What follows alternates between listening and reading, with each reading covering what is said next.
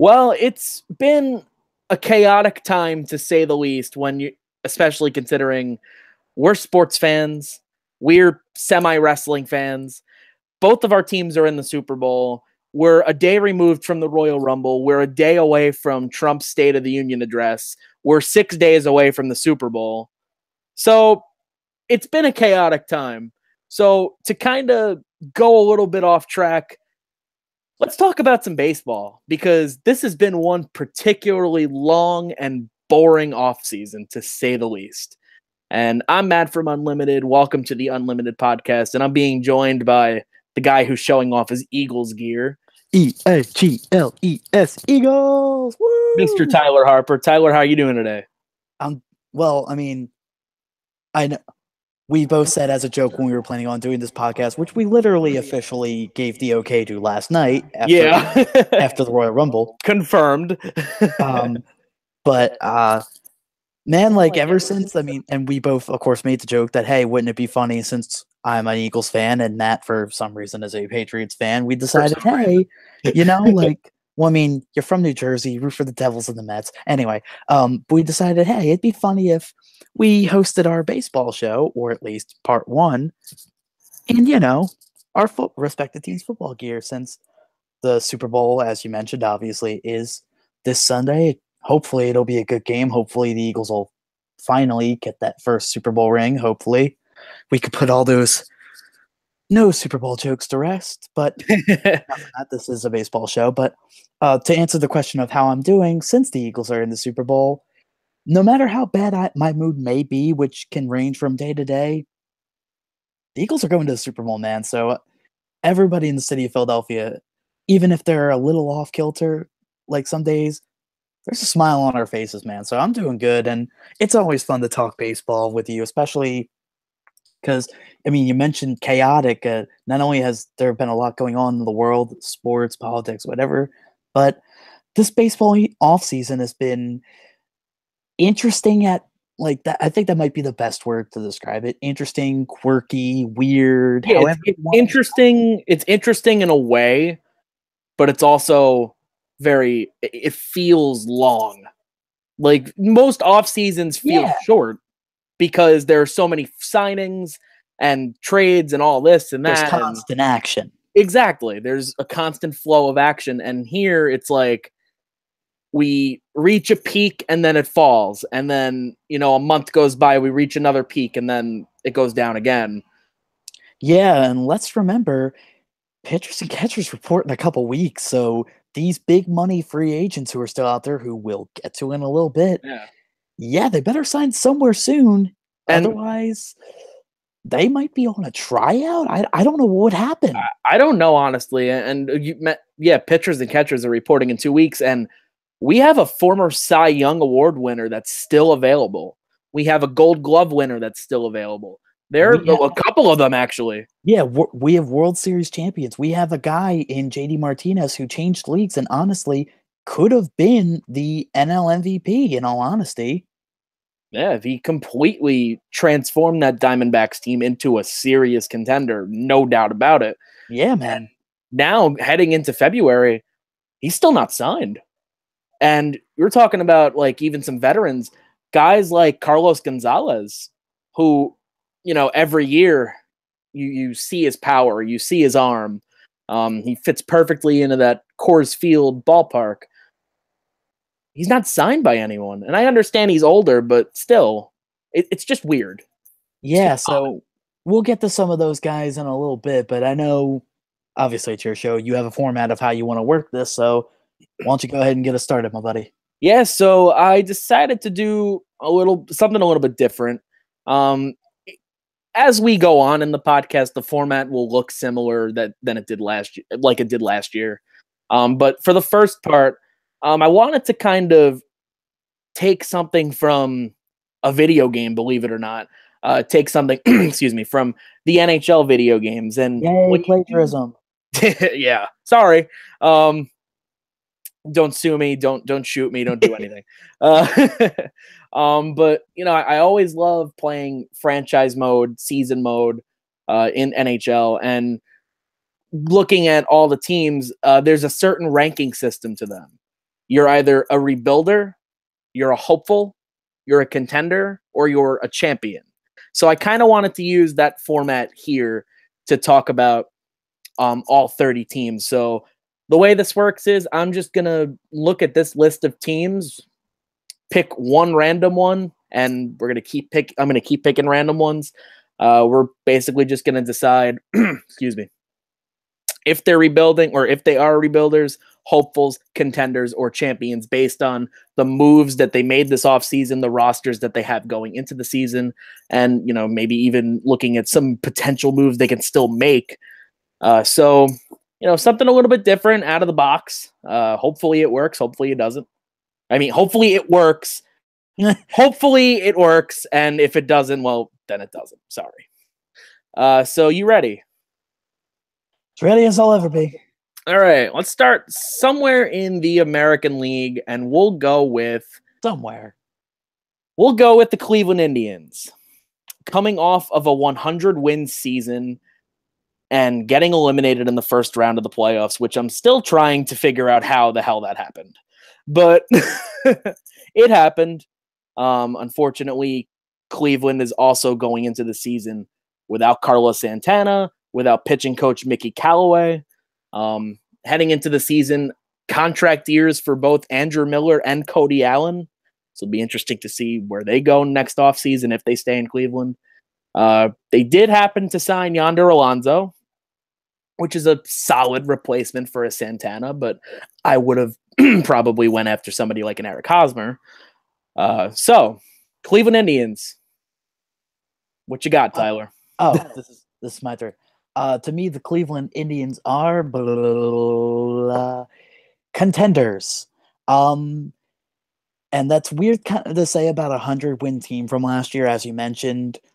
They were the defending American League champions. At first, they kind of stumbled, but then they went on that historic winning streak, which hats off to them. I mean, just anytime a team can be that dominant and be that fun to watch, I mean, especially as much as people like to dig on Cleveland in that city, hey, good for them.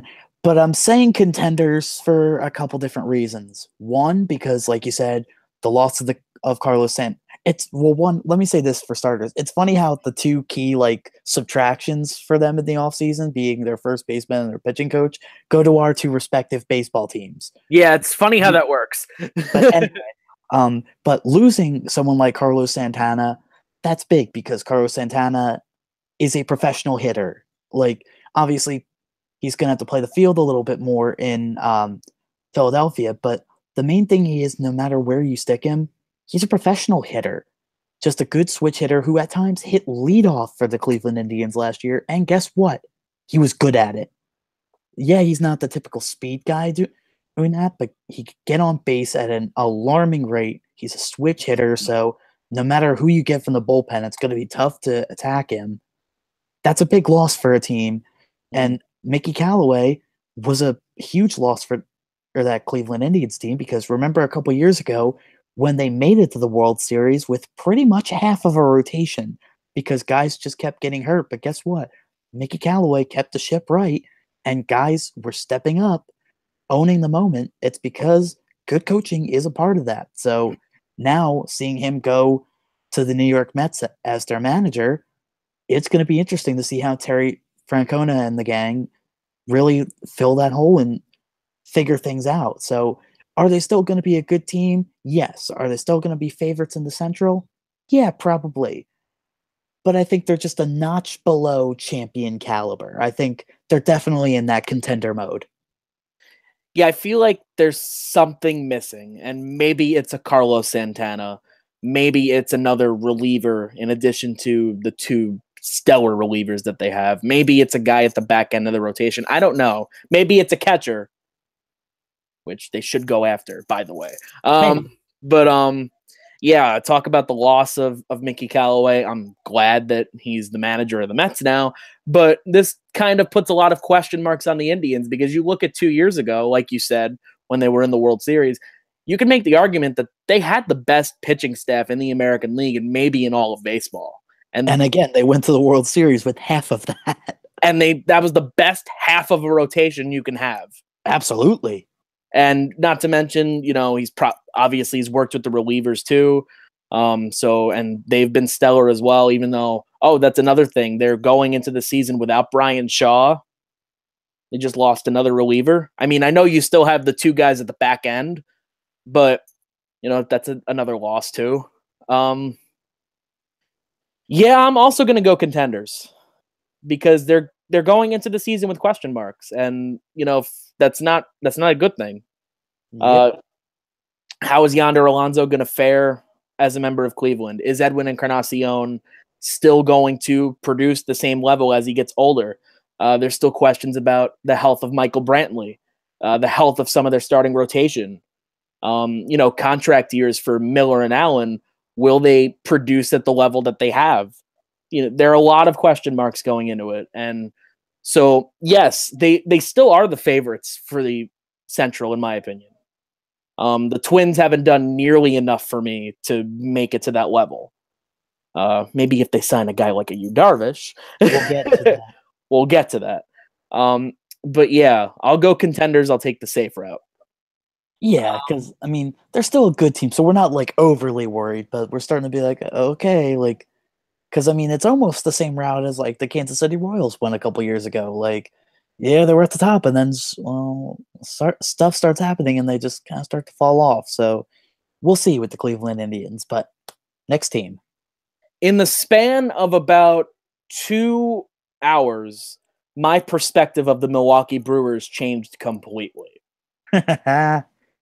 I had them listed originally as hopefuls, and then they got Christian Yelich, followed by Lorenzo Cain. In the span of an hour. An hour. I said 2, sorry, but an hour. Hour, 2 hours, whatever. The point is, like, you talk about making moves. Yeah, and they just pounced. The opportunity they had, we all knew that somehow, some way, Yelich was not going to remain a Marlin. He fits well on the Brewers, even though they do have a logjam of outfielders now. It'll be interesting to see how they reshuffle that. I know they placed Domingo Santana on the trade block, which is kind of sad because, here's a guy who hit 30 home runs last year. He's still young. Do you really want to see him go? No, but could he bring a big piece back, potentially a starter? Yes. So I have them listed as contenders. They do have a solid rotation. They definitely improved offensively with Yelich and Cain. It'll be interesting to see how Cain comes back because he did battle some injuries last year. And you have a stellar closer at the back end of the pen of Corey Knebel. They have a lot to work with. If they add one more starter, preferably again a Yu Darvish, or a Jake Arrieta, we've talked about that off screen a little bit. They could be champions, in my opinion. Yeah, I mean, especially considering like the NL Central, like, yeah, you got the Cubs who are probably going to be the leader in the clubhouse, but like this NL Central could be wide open. Absolutely. Because the St. Louis Cardinals, of course, are always going to be there. And I mean, it looks like the Pirates, with the moves they made, trading both Garrett Cole and Andrew McCutchen, they seem to be fading into that rebuilding mood. So guess what?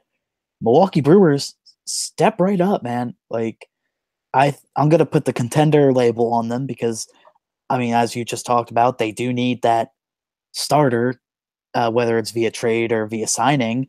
But, oh man, like, span of a couple hours, the Brewers go from, yeah, maybe they could do something to, like, we got to keep an eye on these guys now. Like, it's really interesting. And you mentioned Domingo Santana. Unfortunately, like you said, they want to keep him, but he's going to be the easiest to move because, I mean, let's face it, with Ryan Braun, like, he signed there for all the money, he's obviously the franchise guy, so moving that contract isn't going to be easy. Not to mention he's older. He's coming off of an injury. Yes. You got he obviously has a troubled history. Exactly. I was just about to say that. But so, like, if you could sell maybe a Tampa Bay Rays on Domingo Santana and try to swing a trade for Chris Archer, hey, maybe you got something there, and maybe, just maybe, you could be the leader in the clubhouse in the NL Central because the once defending champion Chicago Cubs, I mean, yeah, they're still good, but they also have a couple question marks. So if you're the Cleveland Indians, if you're the Milwaukee Brewers, you got to strike while the iron's hot. Absolutely. Speaking of which, a team that needed relief help got that relief help. The Colorado Rockies, sticking in the National League. Last year they broke out and wound up making the wild card game, which, was the appropriate spot for them. Because last year I didn't really consider them a championship caliber team by any means, because their starting rotation was but they did go out and they got some relief help, which is good. You might expect a full season out of David Dahl, depending on when he comes back from injury. If I believe he should be ready for opening day. I have to double check that. Thoughts on them? I don't even really see David Dahl listed on the roster. I'm looking at their depth chart right now. Is he a free agent? I don't think so. I don't see him listed on here. Anywho, whatever. But with the Colorado Rockies, we've been slapping a lot of contender tags around, and we might as well give the Rockies one as well, because you're right, they did take that big jump. They were one of the two teams that capitalized on opportunity when Madison Bumgarner thought it'd be a good idea to ride on his dirt bike and injure his ribs. But then, you missed my Bumgarner funny joke, but ha ha ha. Oh, I heard it. But of all people, I still can't get over that. Of all people, Bumgarner. Yeah, but because of that, the Giants kind of obviously fell to the wayside, and the Rockies and Diamondbacks stepped up. So you mentioned they went to the wild card game. That was an appropriate spot for them. They're contenders. They might even be a little on the hopeful side too, because it'll be interesting to see how them not wanting Carlos Gonzalez back will do. Because yeah, I get it. You've got Ara who could play right field. You can throw Desmond in left. Obviously, you have Charlie Blackmon. But Cargo was there for years, and he was really a locker room leader. Obviously, you have other guys who are leaders in the clubhouse there, and Arenado, the aforementioned Blackmon, even a John Gray. But Cargo was a big veteran voice, so it'll be interesting to see the impact of him not being there. And obviously, there's no ill will. It's baseball. Things happen. But that's going to be something to keep an eye on. So for me, they're kind of tweeners between hopeful and contender. Yeah, I'd put them on the low end of contenders. They're not full-blooded contenders or champions. They're not close to that. But and a part of that is, their inability to land a starter that's always been there because of, Coors Field and all that stuff. But they did go out and they got Brian Shaw. They got Wade Davis. They got, a certified closer. They still have a lot of offense that's not going to change. Arenado, like you mentioned, Blackmon, like you mentioned, both MVP candidates or should have been MVP candidates. Hopefully you can get a rebound out of Trevor Story. You still have DJ LeMahieu, potentially Mark Reynolds. I believe they still have him. Yes, you're going into the season without, potentially without Cargo, potentially without Lucroy. But honestly, with Lucroy's production over the past couple years, that might not be that big of a loss. With Cargo, getting older, he's got a lot of injuries on him. That might not be that big of a loss either. But again, we'll see. I'll put them on the lower end of contenders for right now. But that might change as the season begins, spring training rolls around. So we'll see. Yeah, and again, this is all obviously off-season stuff. Injuries can happen in spring training, and then once the season starts, if they're in first place in the division, well, then we come on here and we talk about how dumb we look. Pretty much. Yeah. Here's an easy one: Chicago White Sox. Just say it.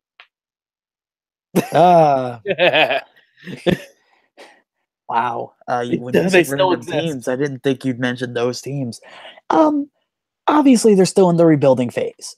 Yeah. But, I mean, remember when we did this show, or at least part of the show last off season, we mentioned them in our winners and losers. We called them winners because guess what?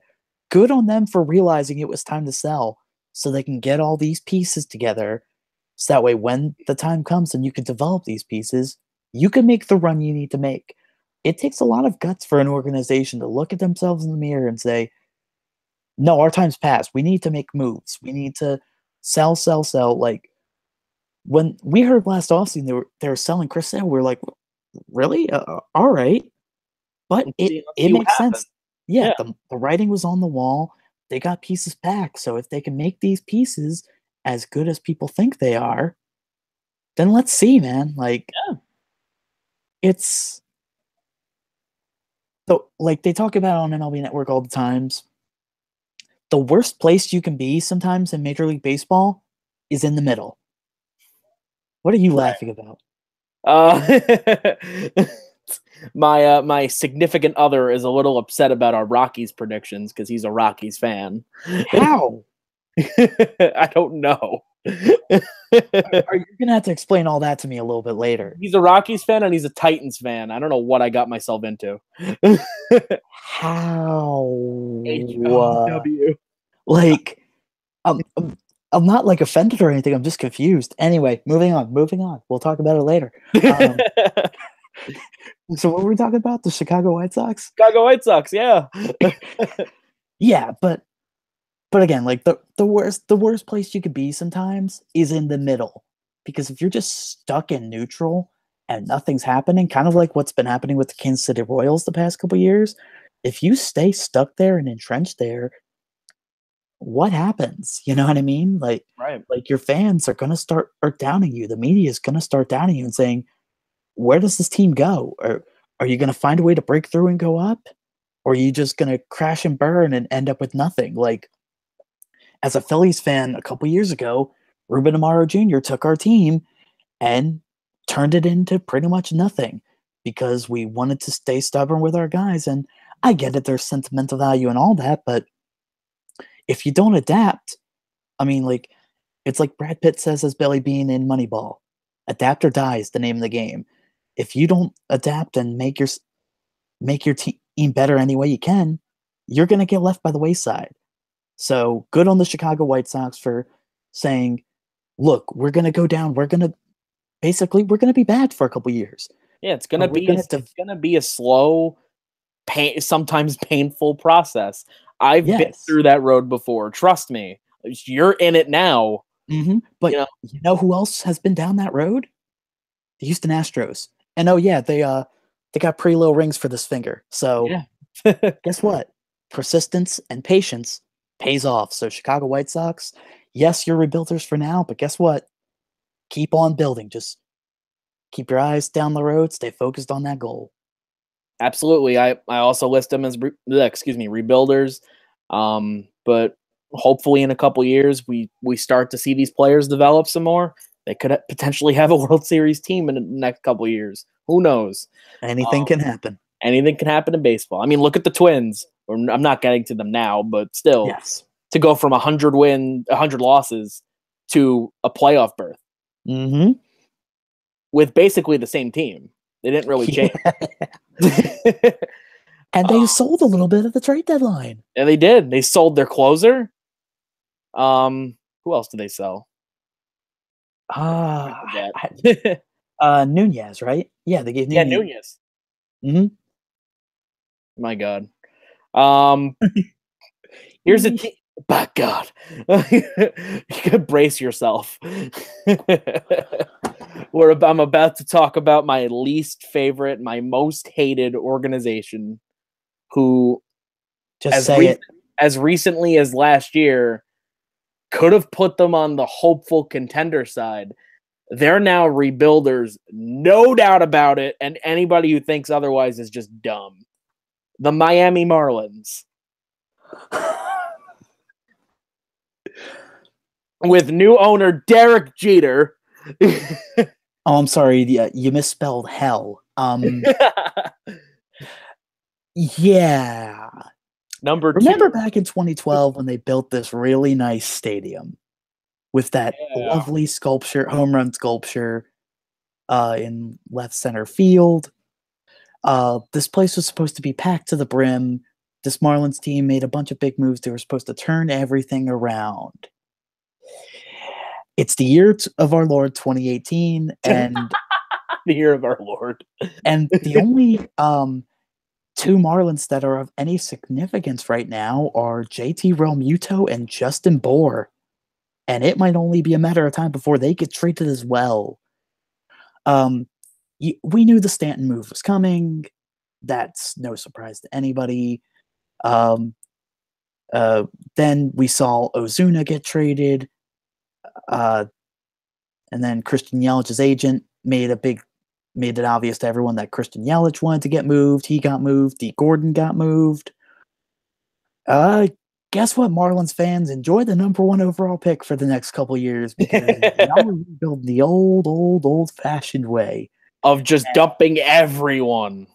And oh my goodness, like, I know they want to get rid of that home run sculpture, but I'll be curious to see if they hit any home runs, how often that sculpture would have gone off this year, because oh boy, you're gonna get home runs out of Bour, and that's about it. And that's not a hitter-friendly park, really. Not at all. And, like, obviously attendance for them has been dwindling. Yeah, they had the All-Star game, so, but, like, here's the thing. At this rate, when, like, I mean, we both root for teams in the NL East.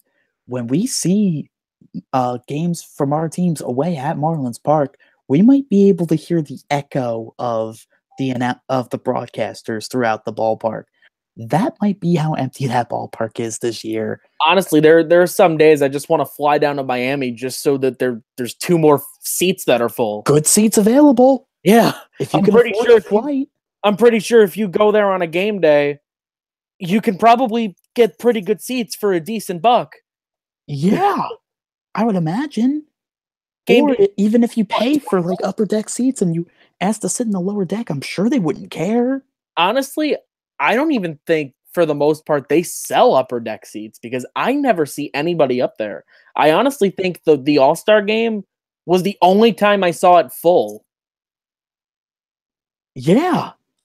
Because I never see anyone up there, and then you see in the lower bowl, there's hardly anyone ever there. You know, it's sad that, like, you know, I pick on this team because I can understand why Marlins fans are frustrated and are upset. I get it. Mm-hmm. They should have gotten more for Stanton. Yeah, without a question. The Yankees fleeced him. And that's putting it mildly. They basically said, take these 3 nobodies, just take them. We want Stanton. No Gleyber Torres in that deal. No Justice Sheffield. No Chance Adams. Nobody. Not even somebody on the roster. Oh well, they not even like Starlin Castro as a salary dump. They got Starlin Castro, but he might be on his way out. Yeah. Oh man. Like I said, hell. Like, sorry, Marlins fans. That's the best way to, if any of you are left. If there is a level underneath rebuilders, you pretty much just named it. Derek Jeter, I hope you know what you're doing. We'll see. Toronto Blue Jays. Hopefuls. Yeah. Sorry to cut you off, but like, that's okay. I mean, we heard rumblings at the winter meetings that Josh Donaldson might be on the trade block. It's his contract year. I mean, Jose Bautista, he's still out there in free agency. He might just have to stick with Toronto again if they even want him back. Because, he's on the higher end of the age spectrum. No one really wants him. Mm-hmm. They got Curtis Granderson. Yay. Meh. Honestly, I think this team by July is going to be sellers. And hey, if you have a chance to sell Josh Donaldson and Do it. Get good value for him. Yeah. If you have a chance to sell Marcus Stroman, get good value for him. Do it. I mean, and Roberto Ozuna is their closer, right? Yes. Same thing. Like, because I mean, you hope he's back and to where he needs to be, because obviously he took some time away last year. Because he had what it was the anxiety issues, right? Yes. Was what he described them as, which is unfortunate.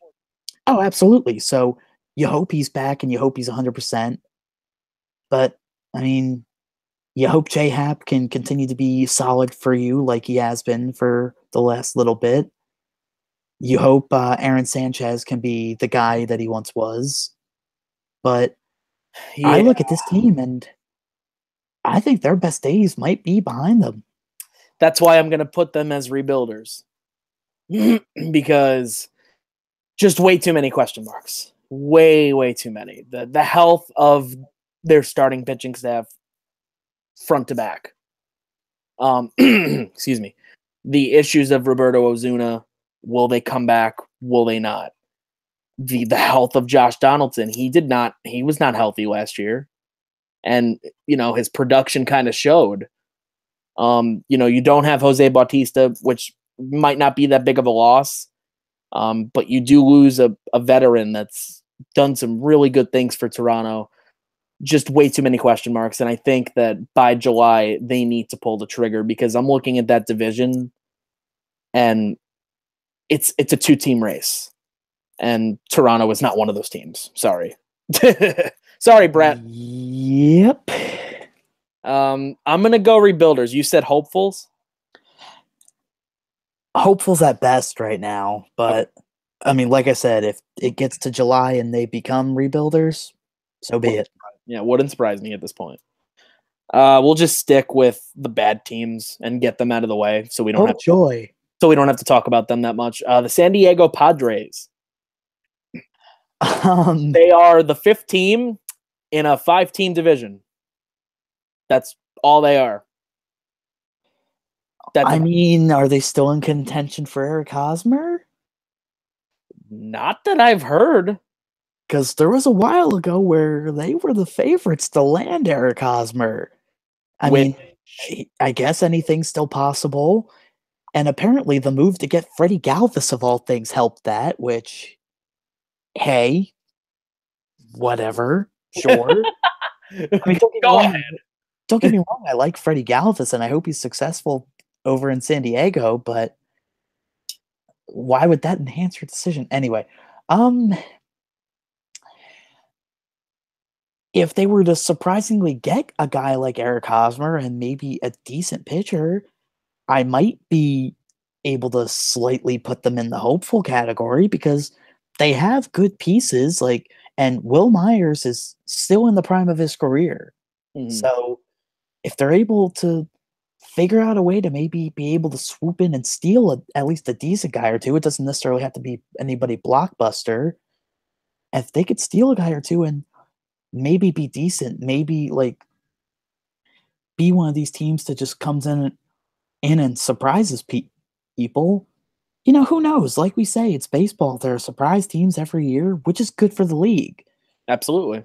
I mean, I want the Padres to succeed, but right now, it seems like the biggest Padre news is that Trevor Hoffman is going into the Hall of Fame as a Padre. Which is only, my stepdad the Padres fan pointed out to me, is only the second guy to go in declared as a Padre behind Tony Gwynn. Right. Because you had guys like Ozzie Smith who goes in as a Cardinal. You had guys like David Winfield who goes in as a Yankee. So my stepdad's happy that Hoffman is going into the Hall of Fame as a San Diego Padre, and rightfully so. Good for him. He should. Absolutely. Mm-hmm. Yeah, I mean, they do have some nice players. Will Myers, one of them. They just inked Brad Hand to a nice extension. So the back end of the bullpen's already set. They just need everything else. Yeah, rebuilders, no question. Looking at that division and the other 4 teams, yeah. Sorry, Padres fans. Oakland Athletics. Wah, wah, wah. Because you see tumbleweeds like rolling through the outfield. They're still Let me playing. pull up their depth chart. They're still playing in that dump of a park. Not for long. I thought they signed a new lease. I thought they signed a plan to eventually try to move that ballpark. I mean, out of that ballpark. Move that ballpark.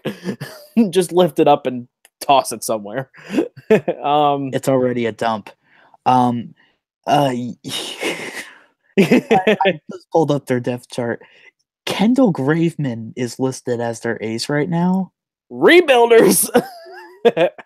Yeah, you've got Smolinski in center field, Matt Joyce in left. Yes. I saw Stephen Piscotty for there in right field.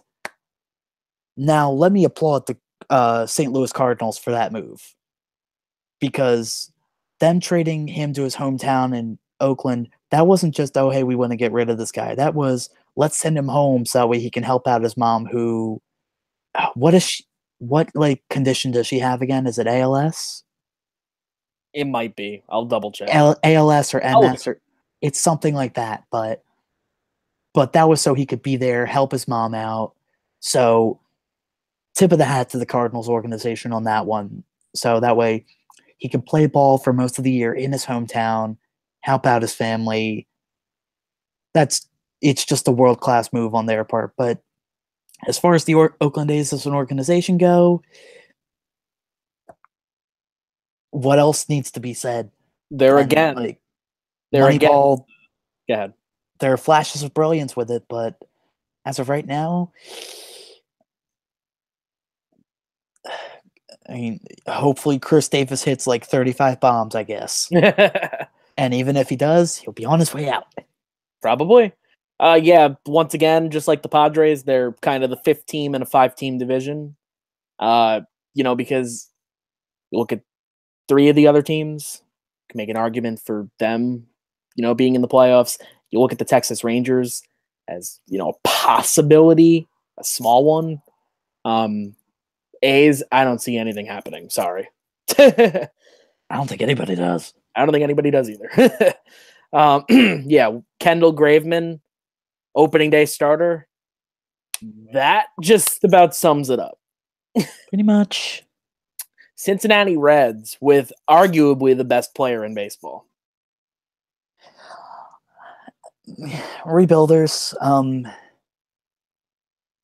I mean, hell, like, depending on where they go, how long is it until Billy Hamilton gets dealt?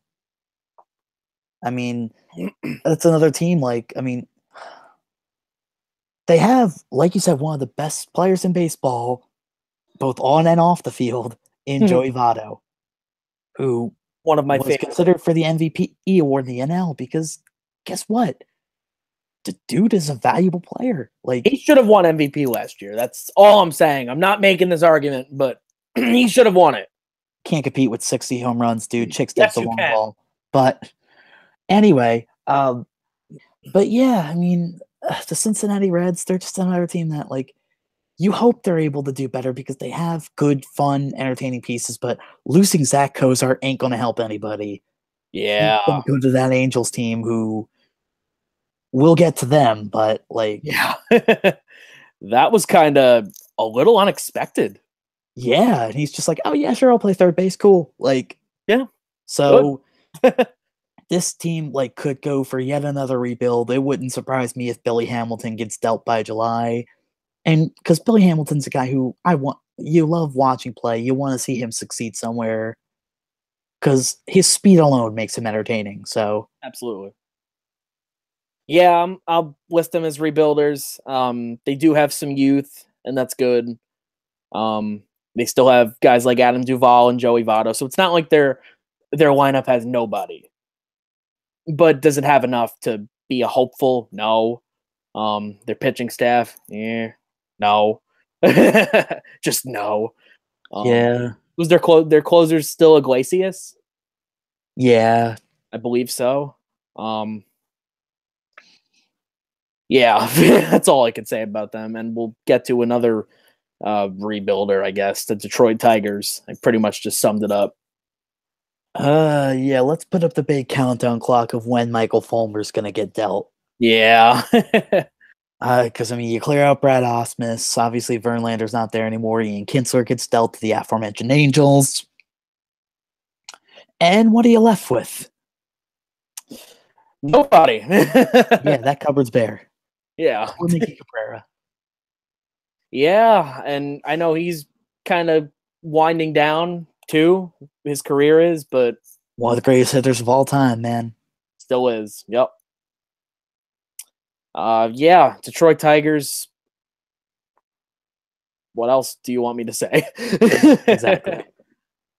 Let's change it up a little bit. Yeah, can we get positive, please? Well, I don't know about positive, but there was a team I wanted to get to because they're my team. And I need to talk about them because I feel like I'm in like an AA meeting right now. I need to Hi, I'm mad and I'm a Mets fan. The lovable losers currently, even though they're not lovable at all. I'm going to give your New York Mets the hopeful tag. And that's for now. Because, hey, one, going into spring training, everybody's record is 0-0-0. I know there's no ties in baseball, but you get the picture. But this ain't hockey, brother. that's right. I am in hockey mode. But Yeah. but if you can keep all three of those aces healthy, if your rotation can be at least stellar, and maybe you actually make some good position player moves, Haha. maybe, just maybe, you might be in decent shape. So for now, hopefuls is the tag. Because at least you're not Miami. And to be fair, at least we're not Atlanta. We'll get to Philly soon. But I find it hilarious that the Mets' best way of trying to contend is to bring back the same team last year that largely did nothing for them. The only piece they added was Anthony Swarzak. Which, I mean, if you're trying to build a super bullpen, I guess that's a good pickup. I would have, again, preferred a guy like a Wade Davis because the Mets do need a closer. The Mets still need a catcher. They still need a third baseman. They still need a second baseman. But what are you talking about? Bobby Bonilla is in-house. I hate you. Their center fielder or wherever Conforto's going to play, not coming back till May. There are injury questions about Cespedes. There are consistency questions about Bruce. There are weight questions about Dominic Smith. You signed Adrian Gonzalez for whatever the hell reason, just so the Braves can pay $22 million for him to play on the Mets. Wait, that happened? You didn't see that? No. Yeah, the Mets signed him for the league minimum. Braves are paying $22 million for him to play for the Mets. This is the best offseason ever. Oh, for the love of God. I'm gonna put them as hopefuls. I'll be nice. There's optimism. There is a little bit of optimism because hopefully a guy like a Mickey Callaway. Shut up. Stop laughing. And Ruben Amaro Jr. Shut up. He's your first base coach. Lucroy for Syndergaard? What? Lucroy's a free agent, Jake. You don't trade people to free agency. Actually, if you're the Dodgers, you do. Yeah. Traded Adrian Gonzalez straight to free agency. Hey, it's going to work out well for them. Hopefully Mickey Callaway can help these pitchers. And we get another good year out of DeGrom. We get a full year out of Syndergaard. Hopefully Matt Harvey becomes the Matt Harvey of old again. I doubt it, but found a good therapist. Hopefully he found a good therapist and stayed away from the stuff called alcohol. Hopefully if we are building that super bullpen, it works out for them because offensively they're not going to get it. They're not going to get it done. I'm sorry. They're Yeah. Gonna have a lot of like 2-1, 3-1 ball games. Hate everything. I've always hated baseball. No. You know what? I'm just gonna stick with the NL East. I'll go with the Phillies. Yay. Let's just talk about them. Well, I mean, we talked about optimism in a sarcastic sense earlier. Let's talk about it in a real sense. I was gonna say, like, there are reasons to be optimistic and a little bit excited. Hopefuls. I definitely put them maybe at the middle to higher end of hopefuls, because if this team gets on a good run, dude, they could try to snag a wild card spot. And I know that might be a little too much too soon. I'm being cautiously optimistic, but the hiring of Gabe Kapler, yes, I know he hasn't had any managerial experience. Yes, I know he has questionable backgrounds. See Nick Francona, see his blog. But guess what? He was asked about all that on day one, and guess what? He handled it like a champ. Are you Googling Gabe Kapler's blog? No. I'm responding to someone. Oh, okay, because I saw a smile on your face. I'm like, oh, God. Who is Gabe Kapler? I'm just kidding. Yeah, but he took all questions about it like a champ. Like, he said all he could say. He couldn't comment on the Nick Francona thing, but he faced everything head on. And he's been nothing but upfront about what he expects from this team. And not only that, but the fact that he's going to take on all strategies. He's not just going to be like, this is my way or the highway. He's going to listen to players. He preached about wanting to bring in a diverse coaching staff to hear a bunch of different opinions on what could help guys, what could work for one guy as opposed to another.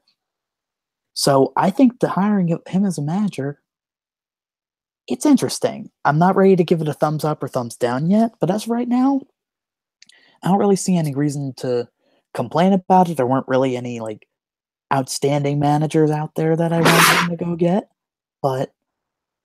And as for additions, I mean, you get Carlos Santana, who is going to be, like I described him earlier, he's a professional hitter. So wherever you put him in the lineup, he's going to be happy in a hitter's ballpark in Citizens Bank Park.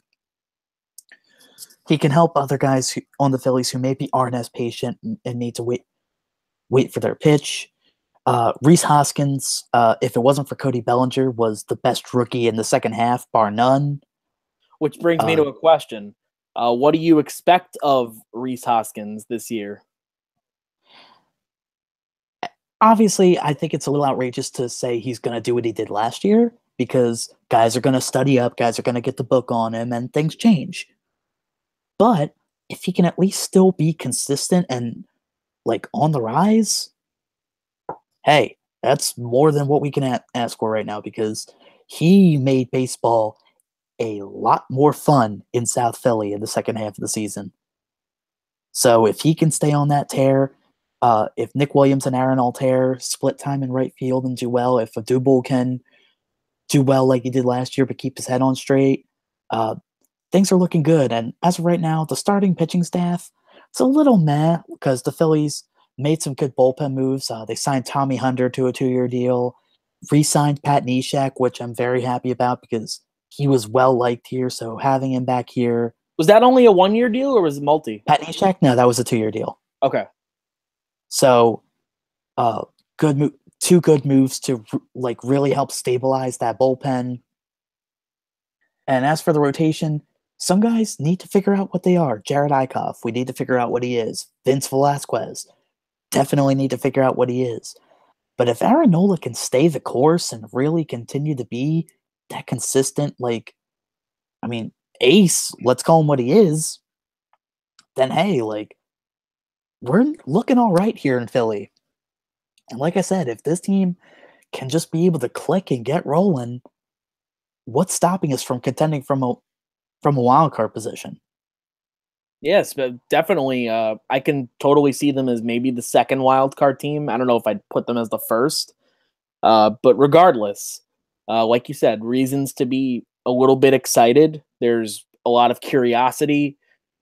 with how Gabe Kapler is going to do as manager, and will Rhys Hoskins have a setback in his first full year? Who knows? Like, there are a lot of question marks, but unlike the other teams that we talked about, these are kind of good question marks. Yeah.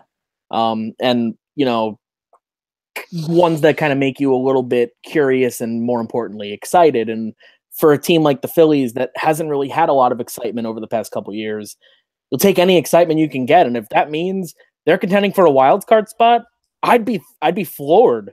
Oh yeah, like if we can just be optimistic and fun, and just fun on the upswing this year, absolutely, let's do it. Like, because we talked earlier about like rebuilding, because there were a couple years where we were in that White Sox stage of how much longer do we have with this? But now we're like, okay, we're seeing where this is going. Right. I'll just close out the NL East. Let's go with the Braves. What about the Nationals? I forgot about them. I love to forget. They're making the playoffs. Yeah, they're making the playoffs. Just you know what? Nationals, contenders. Yeah, but what happens when number 34 leaves next year?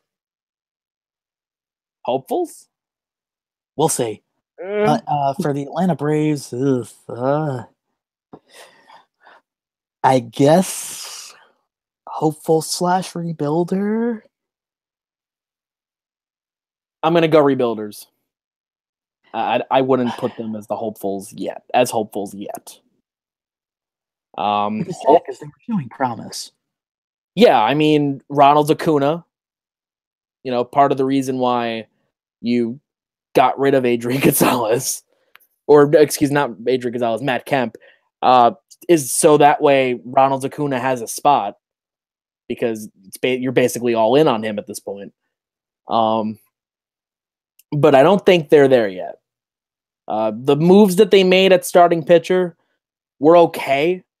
That big weird trade that they made with the Dodgers to get Kazmir and McCarthy, again, okay, just okay.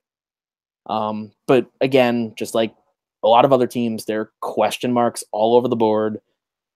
So I'm gonna go rebuilders. You're gonna say hopefuls / rebuilders. Okay. I'm writing all these down, by the way. Cool. That's why if I'm not looking at you, that's why. Hey Matt, don't look at me. For how long? 3, 2, 1. Okay, there you go. Hi, Tyler. All right. So we basically did the NL East because we just said contenders for the Nationals. Yeah. Pick a team. Pick someone. Well, I mean, can this be combined with our standings thing? Because, all right, then let's do half of our standings then. Well, just because, I don't know, and I almost am hesitant to do standings. I like that we're doing ranking now, but I mean, we talked earlier too about the fact that we have still a lot of good free agents out on the board, franchise changing free agents out there on the board. With our luck, this podcast is going to go up, and then Eric Hosmer is going to get signed. Mike Moustakas tomorrow will get signed. This whole week is just going to be full of signings. Yo, yeah. Which means that is our luck. Which means next week we'll be back on with another podcast saying how wrong we said if we needed to, we will do a part 2. Exactly. We'll do a part 2. Because later when we do our guessing game, whenever that may be, I want to see how wrong we are, and I want to put that on video. Absolutely. So we can do standings, or if you don't want to, we don't have to. It just seems like kind of a mixed bag to do standings right now. You know what I mean? Because right. I mean, even during spring training, people do their standings predictions. I mean, and then injuries happen, then trades happen. You know what I mean? Yeah, true. You know what I mean? All right, so this 4-part podcast has now become a 3-part podcast. I don't hate it. I don't hate it either. It's less time to go, so. Well, because honestly, we're almost an hour in, and we've only been through half of the teams. We still have half to go. Yeah. But luckily, we've talked about a lot of the bad teams already, so now we're going to start to get into more interesting conversations. There's still a couple of bad teams that are mixed in there, which kind of brings me to The Texas Rangers.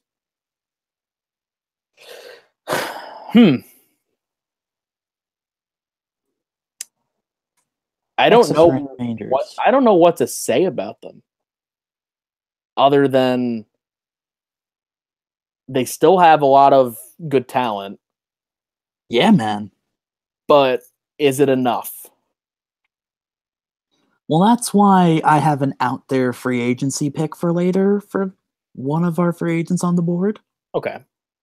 But I think for now you could still call them hopefuls. Because they still, like you said, have enough talent. They have, I mean, their back end of the rotation might be a little meh, but they still have Cole Hamels, who, as he's shown the past couple years, is still an ace. Is this a contract year for him? I want to say it is. I want to say it is too. It might be. Because lately there's been rumors, and obviously it's rumors, so call it what you will, but there's been rumors of the possibility of him maybe in the next year or two getting reunited here in Philly's red pinstripes. Which, I mean, Possibility. hell, I wouldn't hate, but Yeah. but there is still a lot of good talent there. We got to see Joey Gallo be the talent everybody thinks he is. That I think is the biggest question mark. I mean, because we talk about models of consistency as a team with the St. Louis Cardinals, but Adrian Beltre, Yeah. guess what? That guy gets older, and it seems like he gets more and more dominant. So he last year getting into 3,000 hits. I mean, if he can still produce at the rate he's been producing the past couple years, then you have no problems at third base. You need to see Nomar Mazara, excuse me, do well. You got to see what Willie Calhoun's made of in left. Elvis Andrus is still at short, so he needs to be the steady vet that he is. Ruben Odor needs to keep doing well. Their bullpen's kind of like you've got some good pieces, but it doesn't sound convincing. I mean, like Jake Diekman, they got some good pieces. Jake Diekman's okay, but like he'll get in the rough patches. Same thing with Matt Bush. So, to be fair, pretty much every reliever has a rough patch. Oh, absolutely. So, but yeah, the Mets just have them all season. Yeah, I'll go maybe the lower to middle end of hopefuls. They have a lot of power with obviously guys like Beltre and Mazara, Odor and Gallo. They still have Andrews, who's been relatively consistent, can still steal a lot of bases, so that's always a good thing. Yeah, they have Cole Hamels, but he's kind of at, getting close to the tail end. Getting there, kind of. Still putting up decent numbers, though. Yeah, true. Still an ace. Bullpen, a lot of question marks, but could it be enough to maybe contend in the wild card? Sure. I'm not pushing them to the moon, though. So, yeah, Texas, hopefuls. Yeah. So, now let's go back to probably the most stacked division in baseball and a completely revitalized team in a way. San Francisco Giants. I'm gonna say hopefuls. You know what? I'm actually going to agree. Because yes, they're gonna get Bumgarner back and healthy. Yes, they made the trades for Andrew McCutchen, great player. Yes, they made the trade for Evan Longoria, great player. But are we sure we got what we wanted with those trades? Because Longo, kind of getting up there in age. Andrew McCutchen, while he's been good, there have been times where he's been a little faulty the past couple years. Also, contract year. Yes. So, because of that, like, can Hunter Pence be healthy and provide like he can? Can Joe Panic help out a lot? Can Brandon Belt be a reliable middle of the order guy? The main thing this order really needs that it doesn't really have too much of is power. That's been a theme with them for years. Yeah, so maybe they're a team that could try to swoop in and get JD Martinez, but where would he fit? Like, Left? Unless you convince Hunter Pence to move to left, and you put Andrew McCutchen in. But who's in their outfield? McCutchen, Pence. I have no idea who their left fielder is. I'm pulling up their depth chart right now. Okay. Survey says. Oh no! They have Hunter Pence listed in left. Austin Jackson is their center fielder. Oh listed. Yeah, they got him. And Andrew McCutchen is in right. Which, it's a weird spot for him. That's a tough right field. Yeah, so especially for someone who doesn't play a lot of right. But then again, they put Hanley Ramirez in left. So yeah. But so as of right now, I'm gonna call them hopefuls. Like that seems to be where they are right now. Because I didn't realize that they have Sam Dyson listed as their closer, not Mark Melancon. Oh God! Remember when they spent all that money for Mark Melancon in the offseason? Remember when like we had the 3 biggest closers out on the market, and now one of them is like not good anymore. Remember? You remember? Yeah. Oh man. McCutchen move helps. Longoria move helps. I think that AT&T Park does wonders for both of them because they can hit a lot of gappers. Longoria is a doubles guy, even though he has power too. But he's more of a doubles guy. So I think lineup wise, it's not great, but it's not bad. They still have Bumgarner. They still have Cueto. Sam Dyson at the back end of the bullpen. They need to go after Greg Holland. Like, pronto. I'll put them as hopefuls. If they can maybe add a piece to the back end of the bullpen, then maybe they'll be set for a contender run. But for now, hopefuls. Yeah, that sounds right. Going back to the AL West. This is a team that I get excited talking about. And then as the season goes on, I get peaks of excitement and peaks of fear and sadness. Seattle Mariners. Because it seems like every year this is the talk. Is, the Mariners are going to be in it. Oh, the Mariners are going to be in it. Oh, the Mariners are going to be a championship team. Oh, they're going to make a wild card spot. Oh, they're going to fall off the face of the earth, which they ultimately wound up doing last year.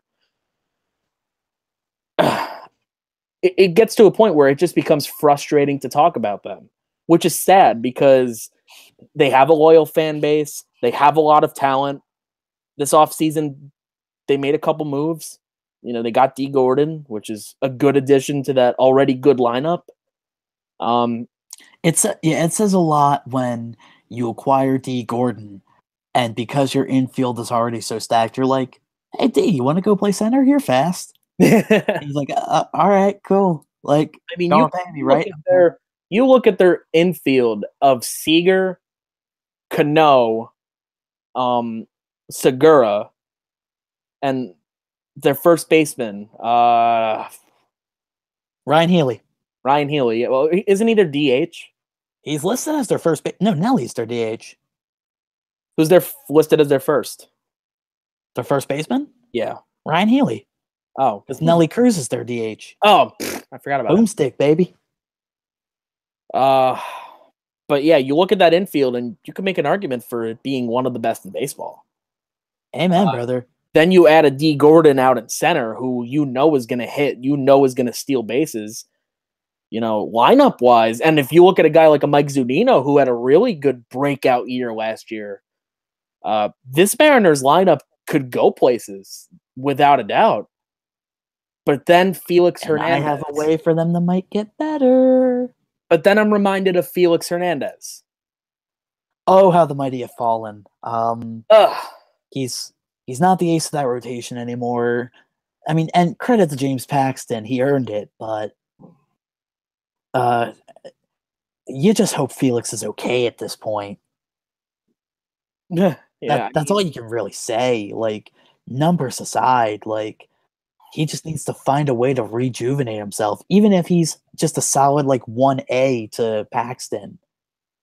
He just needs to figure it out, man. Because if he doesn't, like, it's just a slippery slope. If he doesn't, it's the end of the road for him in Seattle. It has to be, because they can't keep him around for that long with limited results. But they do have an established closer at the end of the bullpen, Edwin Diaz. They do have Paxton. So, again, there's some reason to be a little bit hopeful.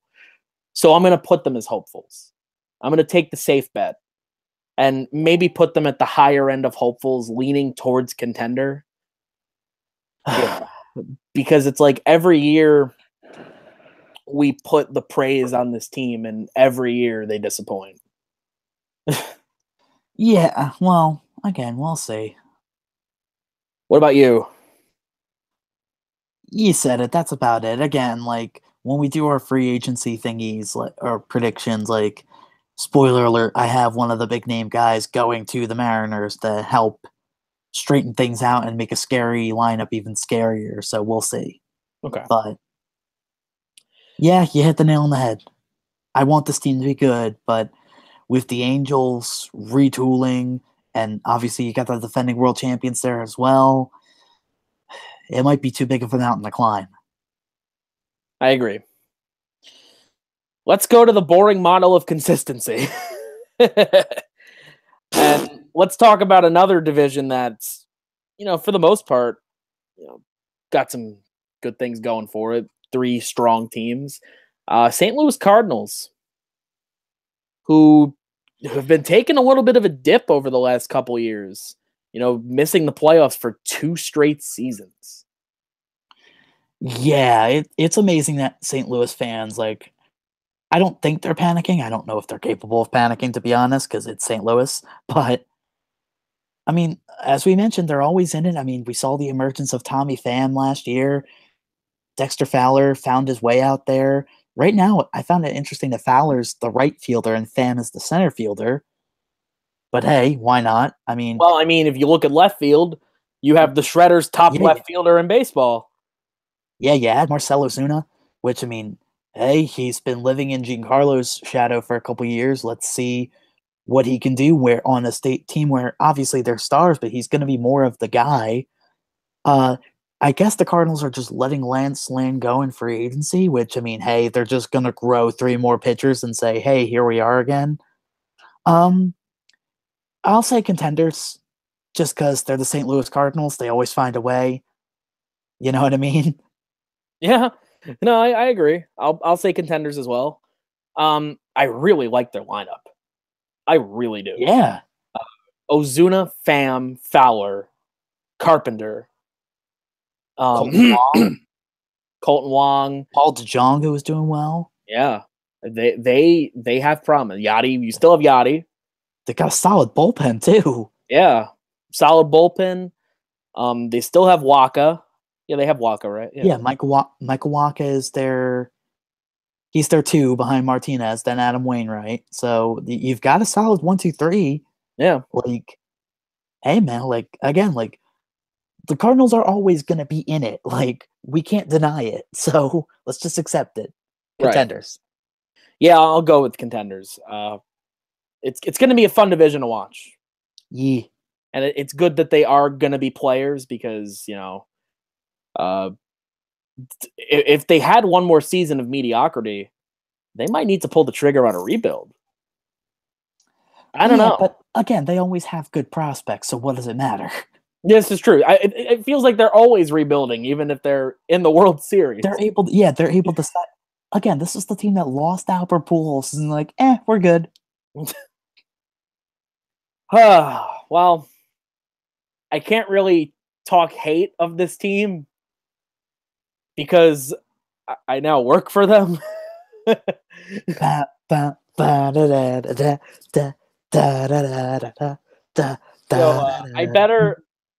better watch what I say here.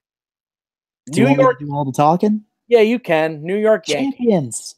Champions, champions, champions. You don't just casually trade for Giancarlo Stanton, give up nothing, and not be champions. You now have the 2 finalists from the Home Run Derby hitting in that little league stadium for half of a season. If neither of them finishes with 40 home runs, something went terribly wrong. They had to be injured in spring training or something like. Yes, something, or they just had to just be off, like for whatever reason. But yeah, I mean, guess what? This New York Yankees team, man, like they're gonna be good for a while, and they always find a way. Like they always find a way. Like whether it was the shocking rebuild with young guys, which everyone was kind of surprised about when they traded Chapman and Miller. But now, guess what, man? Not only do you have that centerpiece in Judge, oh yeah, let's go get the guy who was the NL MVP, just had a career high in home runs, and oh yeah, who can just hit balls literally out of our ballpark. And let's just, let's just make the most of it. Why not? And let's not give up any of our prospects. It's mind blowing, man. Like, it's good to have a heel team in Major League Baseball. So props to the New York Yankees. They're the top heels in baseball. Hey, man. Ric Flair, 16-time world champion. He's the top heel in wrestling. Same thing, man. The Yankees are Ric Flair. They're styling, they're profiling, they're wearing a good Rolex, they're showing up in limousines. And guess what, man? They're ruling the Bronx right now, and they could very well rule the American League if Giancarlo and Aaron Judge are the twin towers that everybody thinks they're going to be. Did I cover it? Question: how many home runs will Stanton hit? Just Stanton. I'm not going to give you a number, but I'm going to set the over/under at 40. You got to set it there for both of them. Ballpark, yeah. He hit 60, and most of his games last year were in Marlins Park. Yep. Sure, let's do it. Why not? I'm going to go over for both of them. I have them upper end contenders. Because yes, that's it.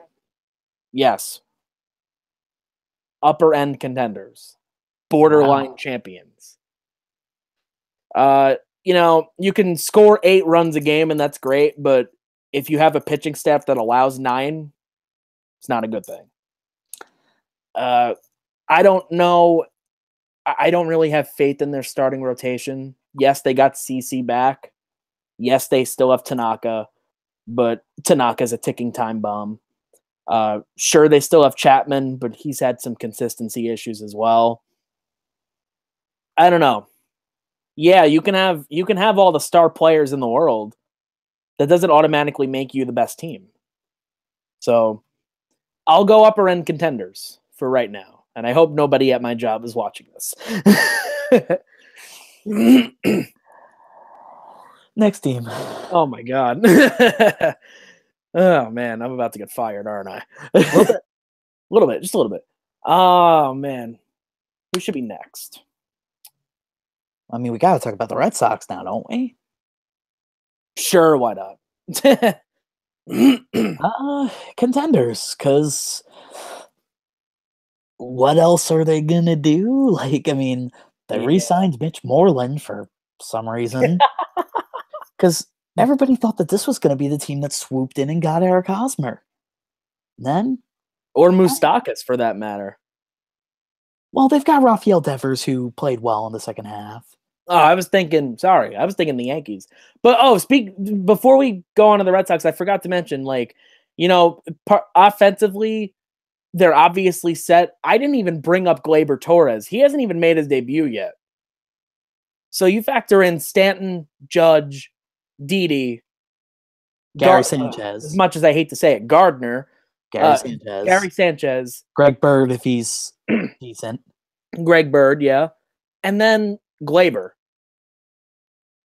Yeah. Spreading the news. Okay, back to the Red Sox.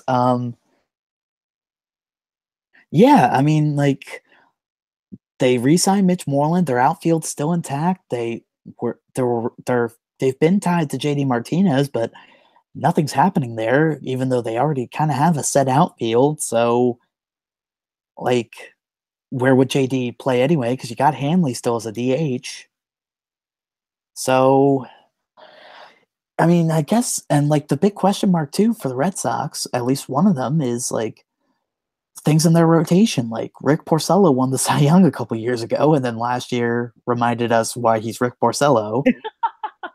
David Price, yikes, numerous issues, both on and off the field.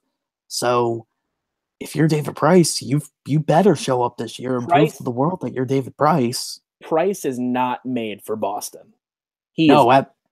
There's a reason David Price thrived in Tampa Bay. There's a reason David Price, even though it's a big city, thrived in Detroit.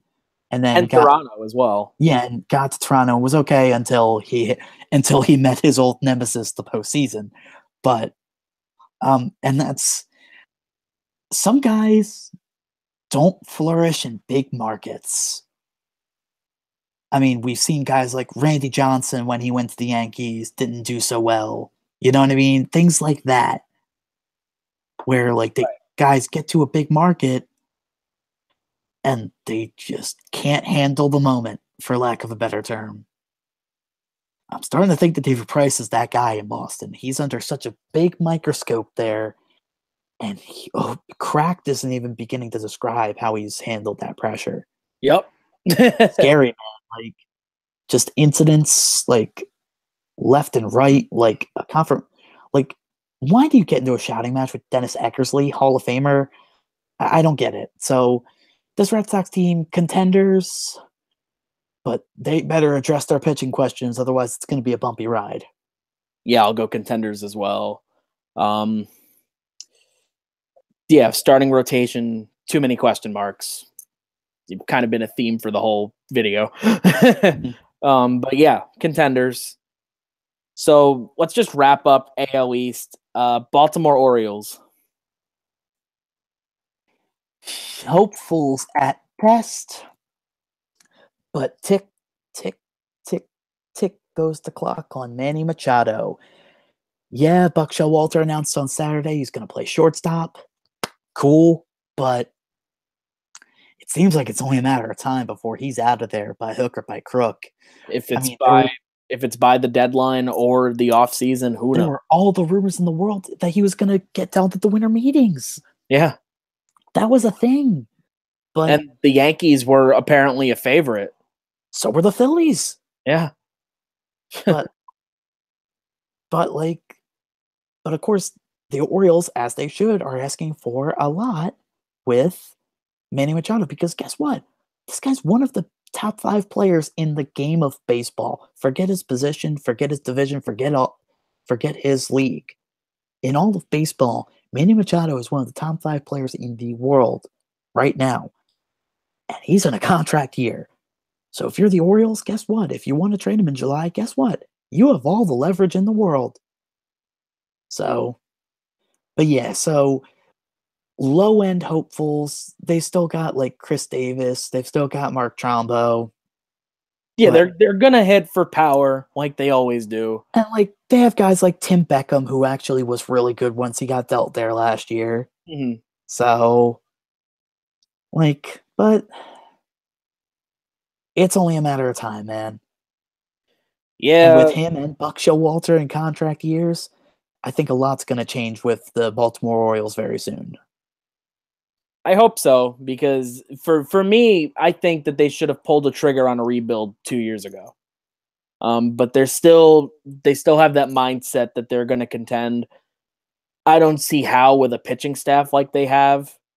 Yeah, I don't see it. I'm going to go low-end hopefuls, like you said, because, again, they're going to hit a lot of power, but that's pretty much all they're going to do. And that's not how you win. Sorry, it's not. At least not with a balanced pitching staff as well. Exactly. Tampa Bay Rays. Meh. Still, they lost their franchise piece, so pretty much. And I mean, Chris Archer's name is never going to leave the trade block until it finally happens. So, It's only a matter of time. Right. They do have still some decent players. Kevin Kiermaier. Yeah, I love Kevin Kiermaier.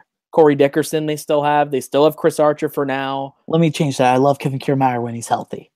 Correct. And it's just a shame that a guy like Kiermaier, the reason why he gets hurt is because he plays so well in the outfield. You know, he always goes out on a limb to dive and to crash into the wall, which is admirable and it's good.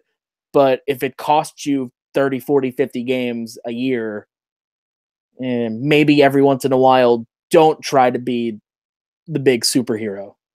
Just make the routine plays. But I like saying that for Kiermaier. Yeah. But hey, sometimes injuries happen, man. Yeah, I agree. Yeah, they have a mixture of youth and veterans. They have Denard Span, which I don't even remember that. That was in the Longoria trade, right? Yes. Who else did they get in that? I think prospects. I think they got I think they got a shortstop. They got Span. Hold on. Might be Christian Garcia. Oh, am I thinking of the wrong team? Let me see.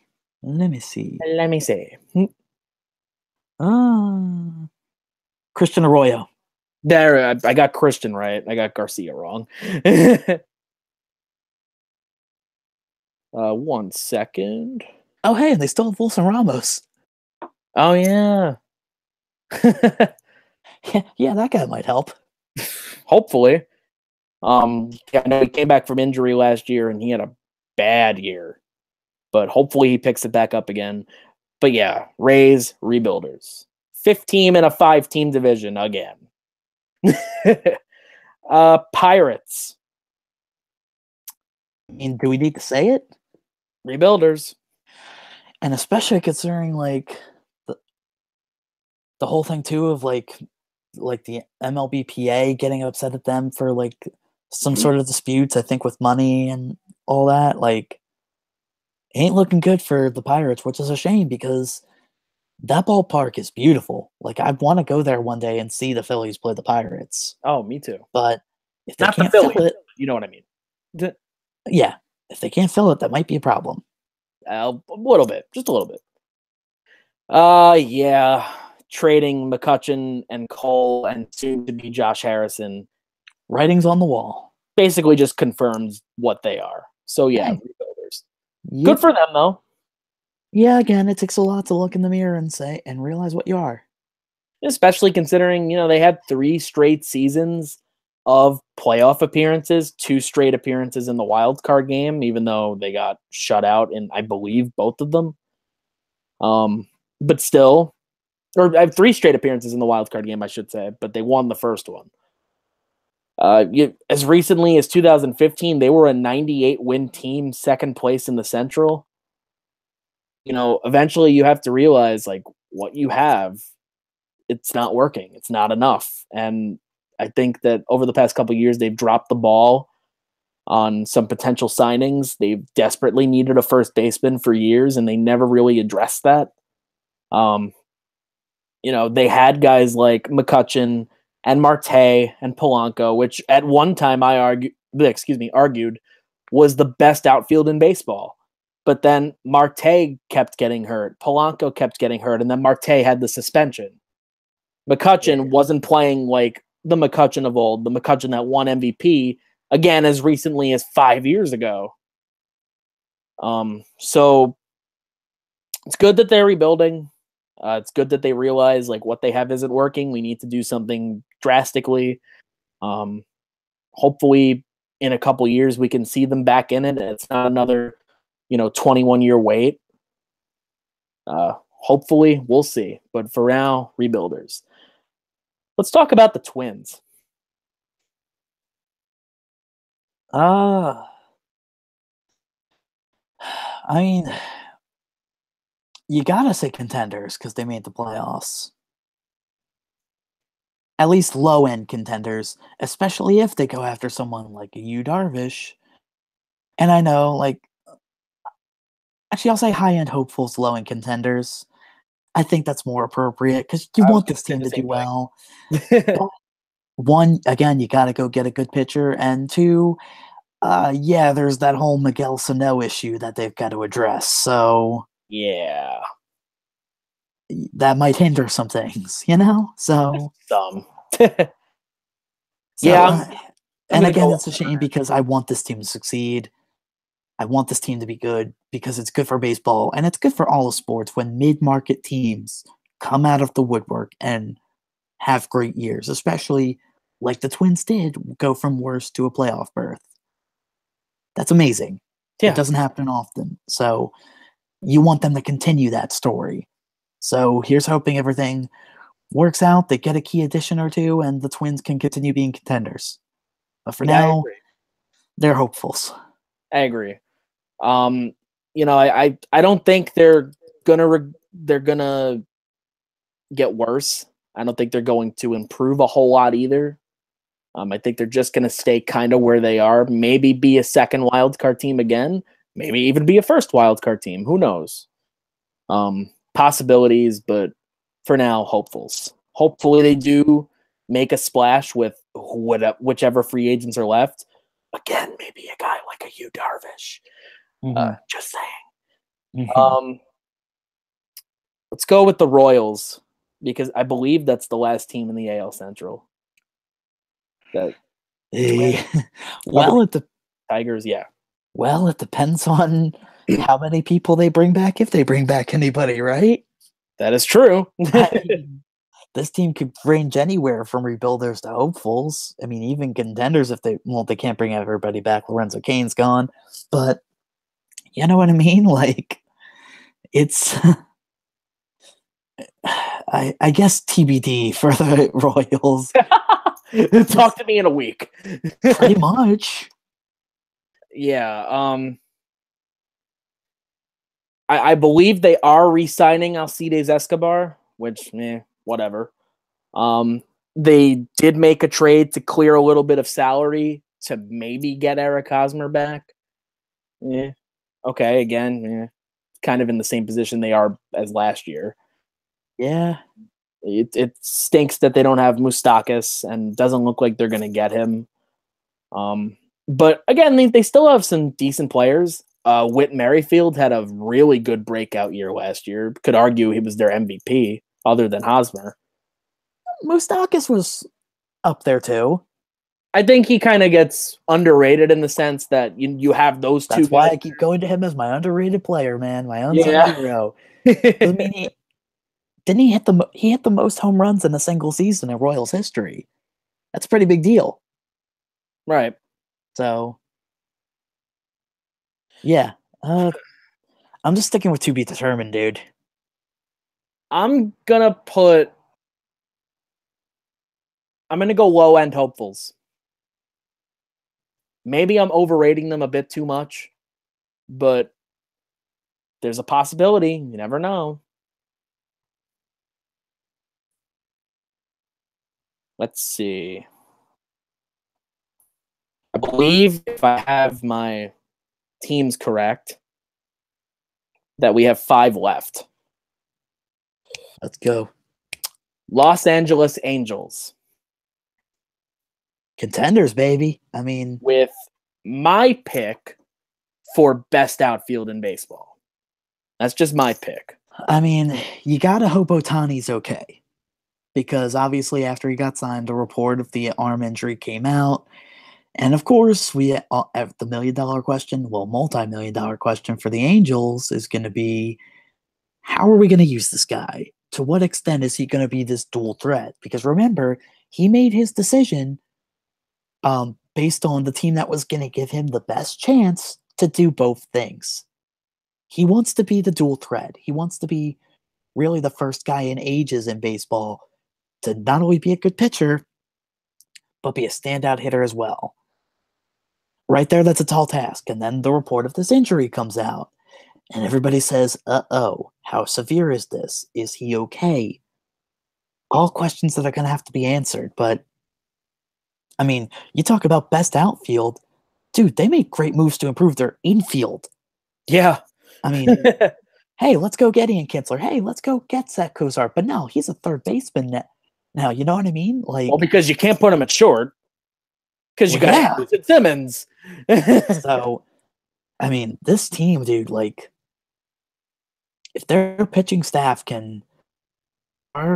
like, I mean, the Astros better look out. Absolutely. And, you mentioned Ohtani. You still got Garrett Richards. Hopefully he comes back healthy. Matt Shoemaker, same thing. I personally believe their outfield is the best in baseball. Trout, Upton, Calhoun. When you can't argue, you can argue that maybe a team like the Yankees or the Red Sox, just because of the star power that's there. But Trout's the best player in baseball. Justin Upton's been relatively consistent over his career. Former Gold Glove winner, or not a Gold Glove winner, former Silver Slugger with a good arm, former All-Star. Calhoun, former Gold Glove winner. And he's been solid in production, but I think he might have a breakout year this year. Infield, you mentioned Cozart, Simmons, Kinsler. They still have Albert Pujols. They still have plenty of reasons to be hopeful, but I'm going to lean towards contenders. I really think that they have a well pieced together team, and if you factor in Ohtani, if he's healthy, I'm pretty sure he can be a big factor too. I mean, they already ranked him the top prospect in baseball based on the fact that he can play, a position and also pitch. So who knows? There are a lot of good things to look forward to when it comes to the Angels. But now we go to the other Los Angeles team, the defending National League champion Los Angeles Dodgers. They're still contenders, man. Yeah, I mean, they have to be. Yeah, they're still a good team.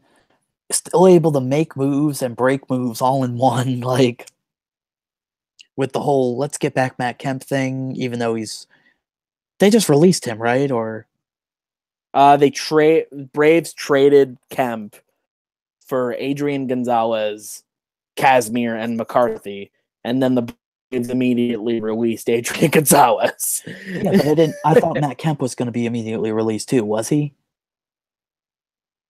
That he was going to be immediately traded, but he never was, and there hasn't really been much talk about it. Yeah. Yeah, contenders. Yeah, contenders.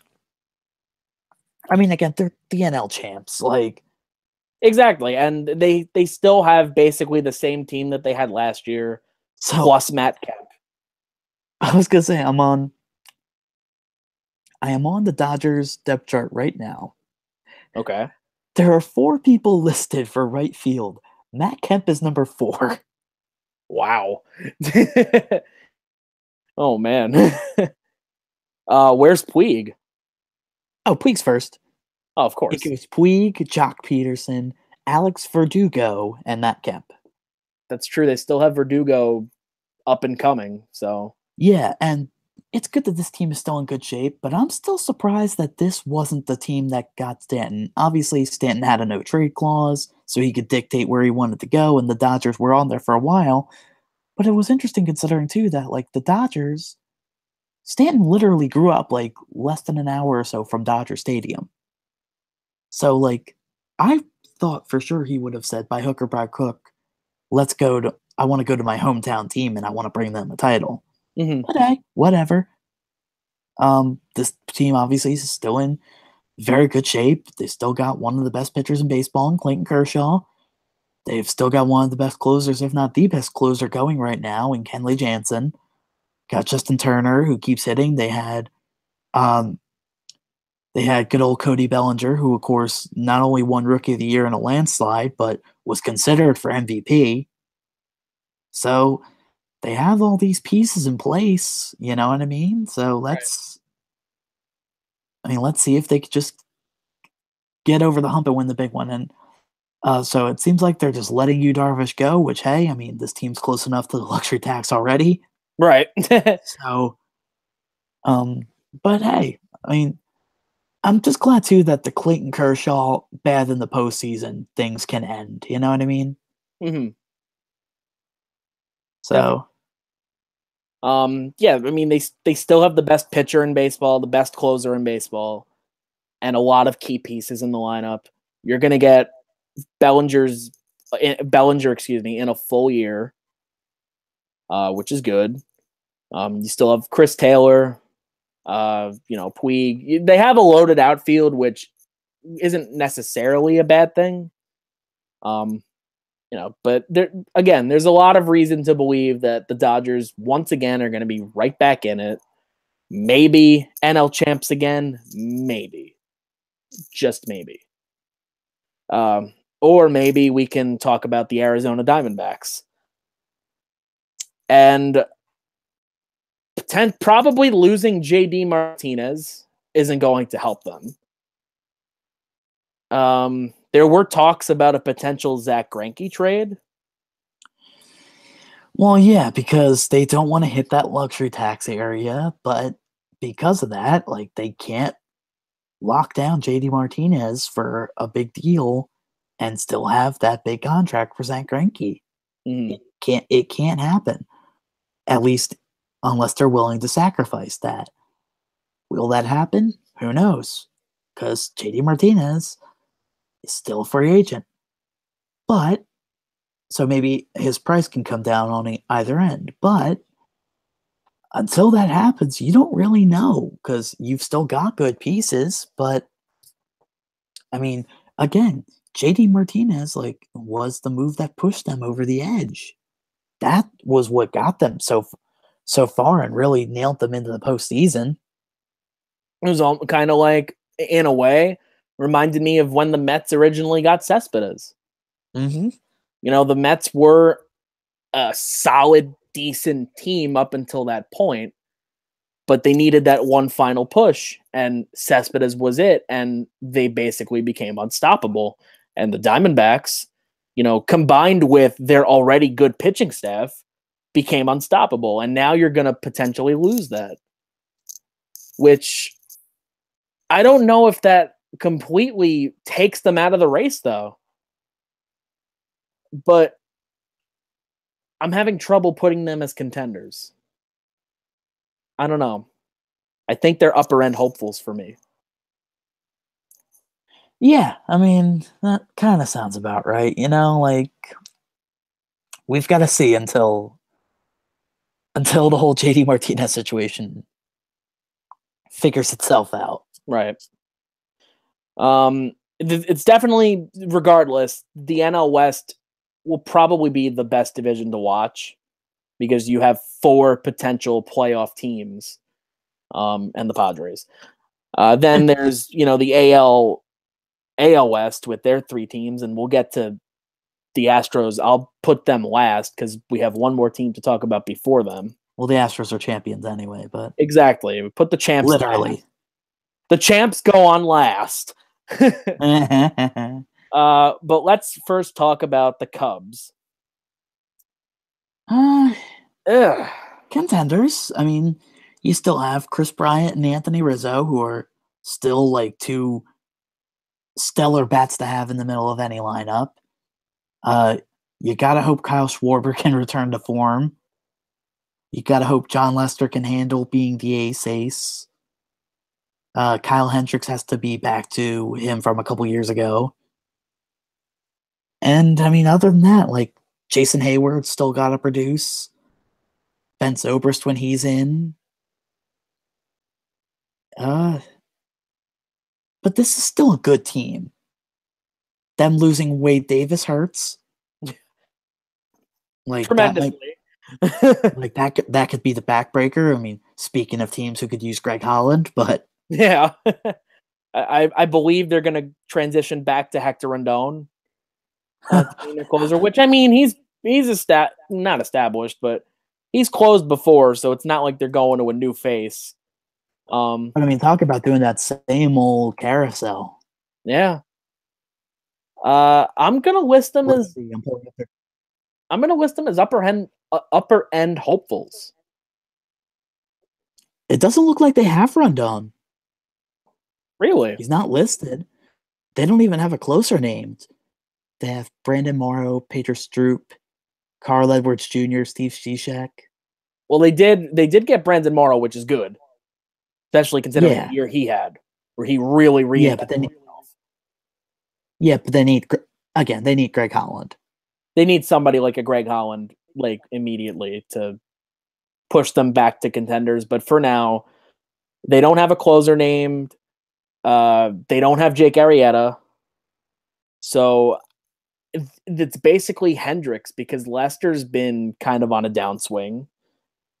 You still have Bryant, you still have Rizzo, you still have Baez and all those guys. You have a lot of questions about Schwarber, a lot of questions offensively about Hayward, even though he is a very good defender. The bat's got to pick up. It has to, because otherwise, that contract was just a waste. Yeah, upper end hopefuls to me. Just too many questions about pitching and health and consistency. But, Joe Madden has led worse teams to the playoffs, so we'll see what happens. So let's wrap this bad boy up. And as my significant other appropriately phrased, #Astros 2018. Champion. I mean, it says a lot when you trade for Garrett Cole and he's going to be your number 3 starter. Keuchel, Verlander, McCullers. I think Verlander's the ace. He might be, yeah. After the way he pitched in the playoffs, he better be our opening day. Either way, in no particular order. Keuchel, Verlander, Cole, McCullers, McHugh. And you could still have Charlie Morton help you out as well. Yeah. Charlie Morton, who was the standout star in Game 7 of the World Series. Correct. Ken Giles, Jose Altuve, Alex Bregman, Carlos Correa. Need I go on? Marwin Gonzalez. We talked about it earlier, man. This was the team that bottomed out completely, but built themselves back up. And guess what, man? They got the ring, and they're hunting for more. So we talk about how good the Yankees are. We talk about how good the Dodgers can be and all that jazz. Guess what, dude? The champs look good. And what makes them good going forward is that all of these players that I just mentioned, or a majority of them, they are under team control for a long time. Yeah, when is Jose Altuve going to get a raise? Well, if he opts out, he can opt out after this year, is what my understanding. If he hits, I highly doubt he opts out. Well, if he opts out, it'll be that opt-out to just make sure he gets what he's worth.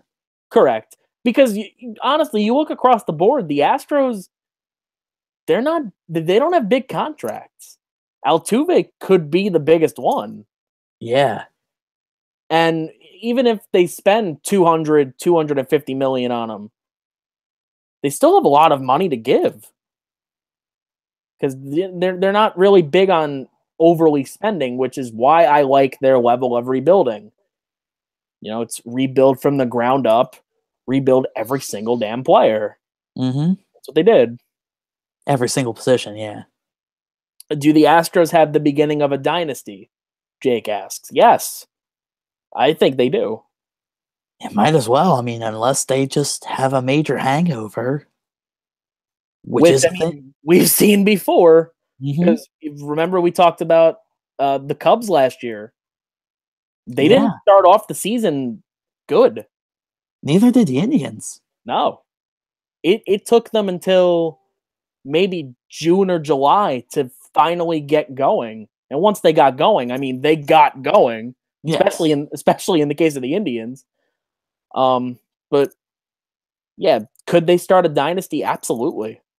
And yeah, I mean, the only thing that could stand in their way is them. Exactly. And the only thing, barring any injuries, which, I mean, injuries are going to happen naturally. Of course.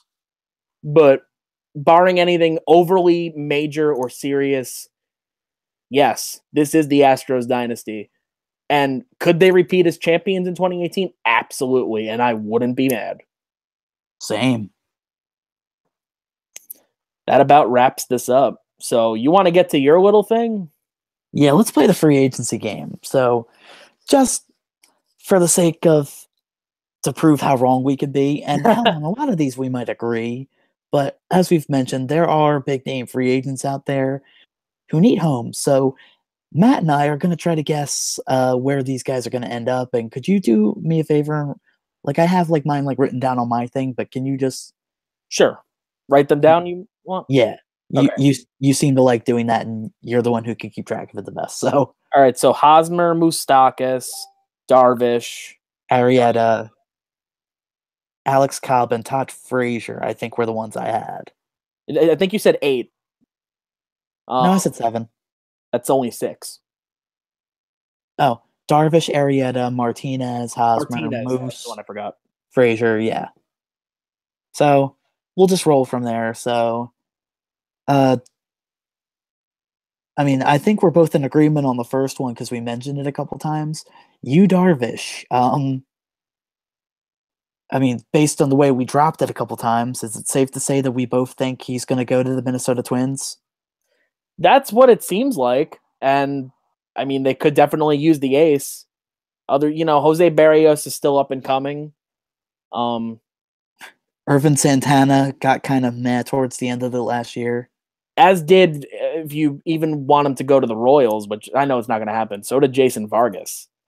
Yeah. Who is a free agent, so. He's still a free agent, yeah. But yeah, I mean, Darvish going to the Twins, like, it would make sense. Although, did you see the story of Michael Kay claiming, like, the Yankees offered Darvish a blank year, blank $1 million contract, but they withdrew it because they didn't reply in 48 hours. So that happens. And then a Yankees fan tweets at Yu Darvish saying, hey, you, why don't you sign the contract? You'd fit in great with the in Yankees pinstripes, yada, yada, yada. Darvish, the genius he is on Twitter, quotes the tweet and says, they no give me offer yet. This is the same Yu Darvish who tweeted a picture of himself still in the Texas locker room and then got traded. Yeah. But Yu Darvish is a funny follow on Twitter, so it's clear as day Yu is still a free agent. Yes, he'd fit in with the Yankees, but I think there's a bigger need there in Minnesota. I think the Yankees are just too much of an obvious choice. You need someone outside. So yes, the Twins. Yeah, I think that's good.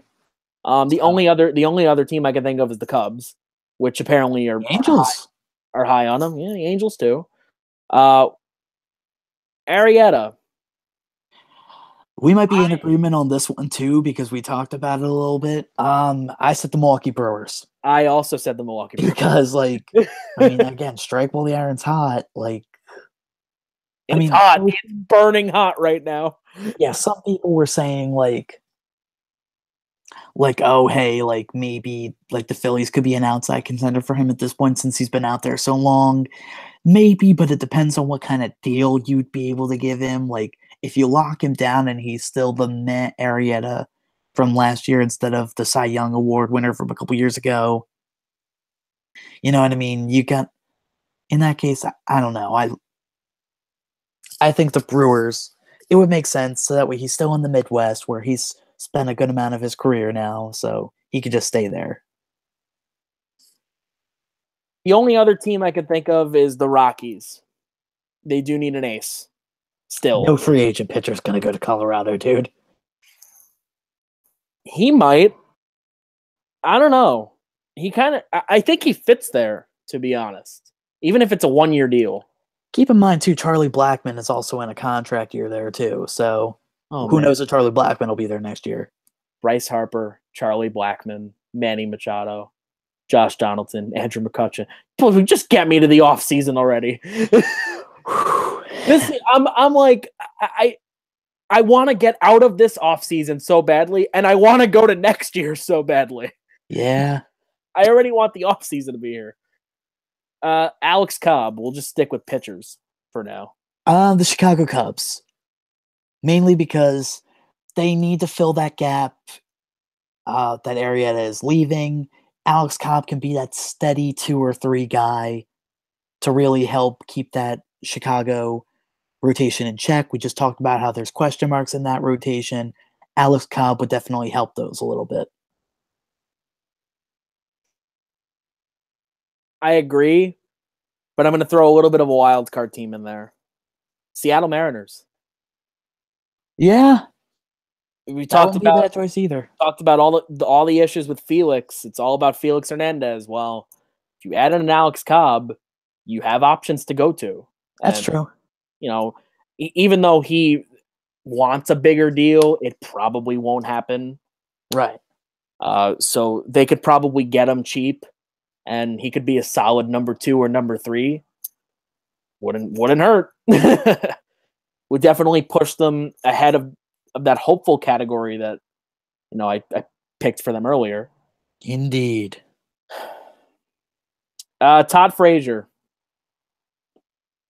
This is the one I was having trouble with. I have 2 teams, and they both play for New York. They both play in New York. Yeah, I mean, I was even considering the Royals for him too. Yeah. But I think after getting into the playoffs with the Yankees last year, getting 1 game away from the World Series, starting the whole thumbs down thing, I think he's going to want to stay in a contenders market. So it wouldn't surprise me if the Yankees, I think he's their safety, and I think he knows that. So, I mean, because there's another third baseman that's out there that's high profile too, and we'll get to him in a sec. Speaking of the high profile third baseman, Mike Moustakas. New York Yankees. I mean, a left-handed power bat to go in between or behind Giancarlo Stanton and Aaron Judge sounds easy enough in that ballpark. Only issue I have is then Glaber. Do you wait another year with him? Well, I mean, who's playing second base for them? Good question. I think right now it's Ronald Torreyes. Yeah, but you could still at least bring up Glaber Torres, break him in a little bit. You know what I mean? Maybe move Didi to second. Put Glaber at short, Moustakas at third. Because can't put him at DH because that's where Stanton's going. Judge and right, and then Gardner and left, and then whoever the hell they want in center. You're gonna get a new center fielder every day for the Yankees. Maybe. It's gonna be Ellsbury, Hicks, Clint Frazier, Ellsbury, Hicks, Clint Frazier. Just alternate. Yeah. I don't know if he goes to the Yankees. I don't know. I think Frazier's more of a... Where else does he go? The Mets? Nah, not happening. I mean, maybe, I would say the Orioles, but, the Orioles have Tim Beckham listed as their third baseman right now, and he had a really good second half. I don't see that happening either. The Red Sox have Devers. Blue Jays have Donaldson. I know I'm just naming AL East teams, but I don't know where else he would... I mean, depending on how severe the punishment gets for Sano, Minnesota, but... Yeah. I mean, unless he's their DH. Because they have Mauer at first.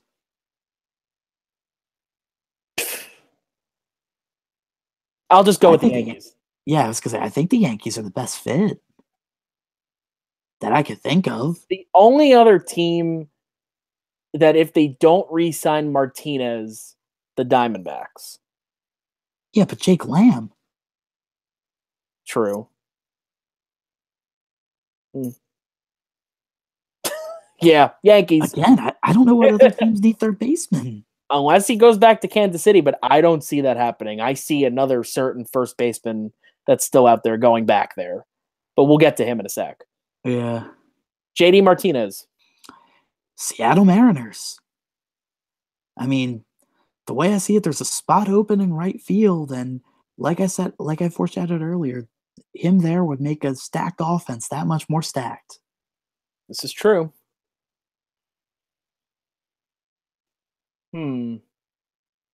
I definitely don't see him going back to Arizona. Just not happening. Unless he's willing to swallow his pride and take a lesser deal. The only way he goes to, let's say, the Angels is if one of their outfielders or even Martinez plays first. Yeah. He can't go, like we mentioned, he can't really go to San Francisco. It's too crowded there. But do you really start Austin Jackson every day? Who else play? Yeah, true. So you know what? I'll go with the Giants. Yeah, they've been doing a lot of will they, won't they there, though, you know? That's pretty much this whole offseason. It's not even just them. Yeah, true. It's everyone. Oh, it's will the Mets get this, or will the Yankees get this, or what will the Phillies do about that? And nothing happens. Indeed. So I'll go with the Giants. Maybe they make him an offer. Maybe. Eric Hosmer. I have Eric Hosmer going to... Oh, this is my interesting one that's kind of out on a limb. The Texas Rangers. Because either he or Gallo could DH. You know what I mean? True. That gives a different dimension to that lineup and helps them out a bit. Why not? It's a hitter's ballpark. Yeah. And again, if you want to have Gallo just DH and say, hey, kid, focus on your hitting, why not? Not a bad idea. For now, I think he goes back to Kansas City. That's not San Diego Padres. No, why? Honestly, why would it be? It's not going to help. It'll help them get maybe 2 or 3 more wins, but that's it. Maybe, but there's still a 5th team in a 5-team division. Meffy, they traded for Freddie Galvis. Dude. Do I need to go over like the way? Do I need to go over how terrible that sounds? No. They traded for Freddie Galvis. He's still good to me, damn it. I'll just say there were actual reports out there that Hosmer was considering the Padres because they traded for Freddie Galvis. Oh, God. Proof is in the pudding, my friend. So we've gone through team by team. We've gone through the remaining free agents, or most of them. So now I'm going to get into some rapid fire because I'm supposed to be doing a baseball Q&A. But you're lazy and want me to answer your questions instead. Well, I'm still going to do the Q&A, and it'll be recorded and uploaded after this video. But I'll ask you, just because you're here and we need stuff to do. Go ahead. Alrighty. Give me 1 second to pull them up. Alrighty. Was Lorenzo Cain worth the 5-year deal? Maybe it was a little much in years, maybe it was a little much in money, but the Brewers, like, we talked about striking while the iron's hot. They got Yelich. Yeah, they had Domingo Santana, but, I mean, hey, a lot of teams have been kind of stagnant this offseason. You needed to make a statement. You made your statement. Better outfield currently, Yankees or Brewers?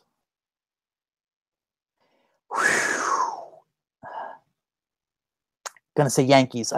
You can't argue with 60 plus home runs from Stanton and all those runs from Judge, who was nearly the MVP last year. And Brett Gardner still produces. Yeah, Jacoby Ellsbury's meh, but like, I know. Shut up. I know. I can't even say it. That's why for your birthday I shared on your timeline a montage of Brett Gardner going 4 for 5 against the Mets. I still hate you for that. You're welcome. But thank you. Yeah. Hey, on Alex's wall for his birthday, I posted a picture of Dana Brooks. So That is true. Who do you really hate? I don't know. to be determined. All right. Okay. 1 second. Some of these are from Alec. Will the Mets rotation come close to repeating their success in 2015? If everybody stays healthy. So no. Okay. And if again, like we mentioned, if Matt Harvey found a good therapist in the offseason. His name is Matt Harvey. biggest offseason trade besides Stanton. Besides Stanton. I know my answer, but I'm not giving it. Well, I think the obvious answer is Garrett Cole.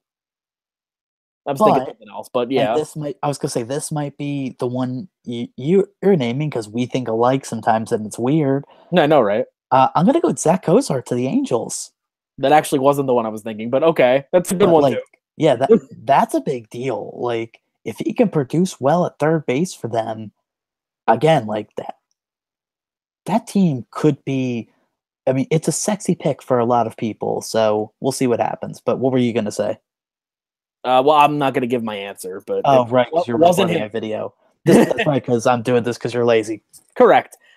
What most under the radar player for 2018? So who do you think is gonna be that unsung hero? And this is all of baseball. That's what makes this tough. Yeah. Under the radar player for all of baseball.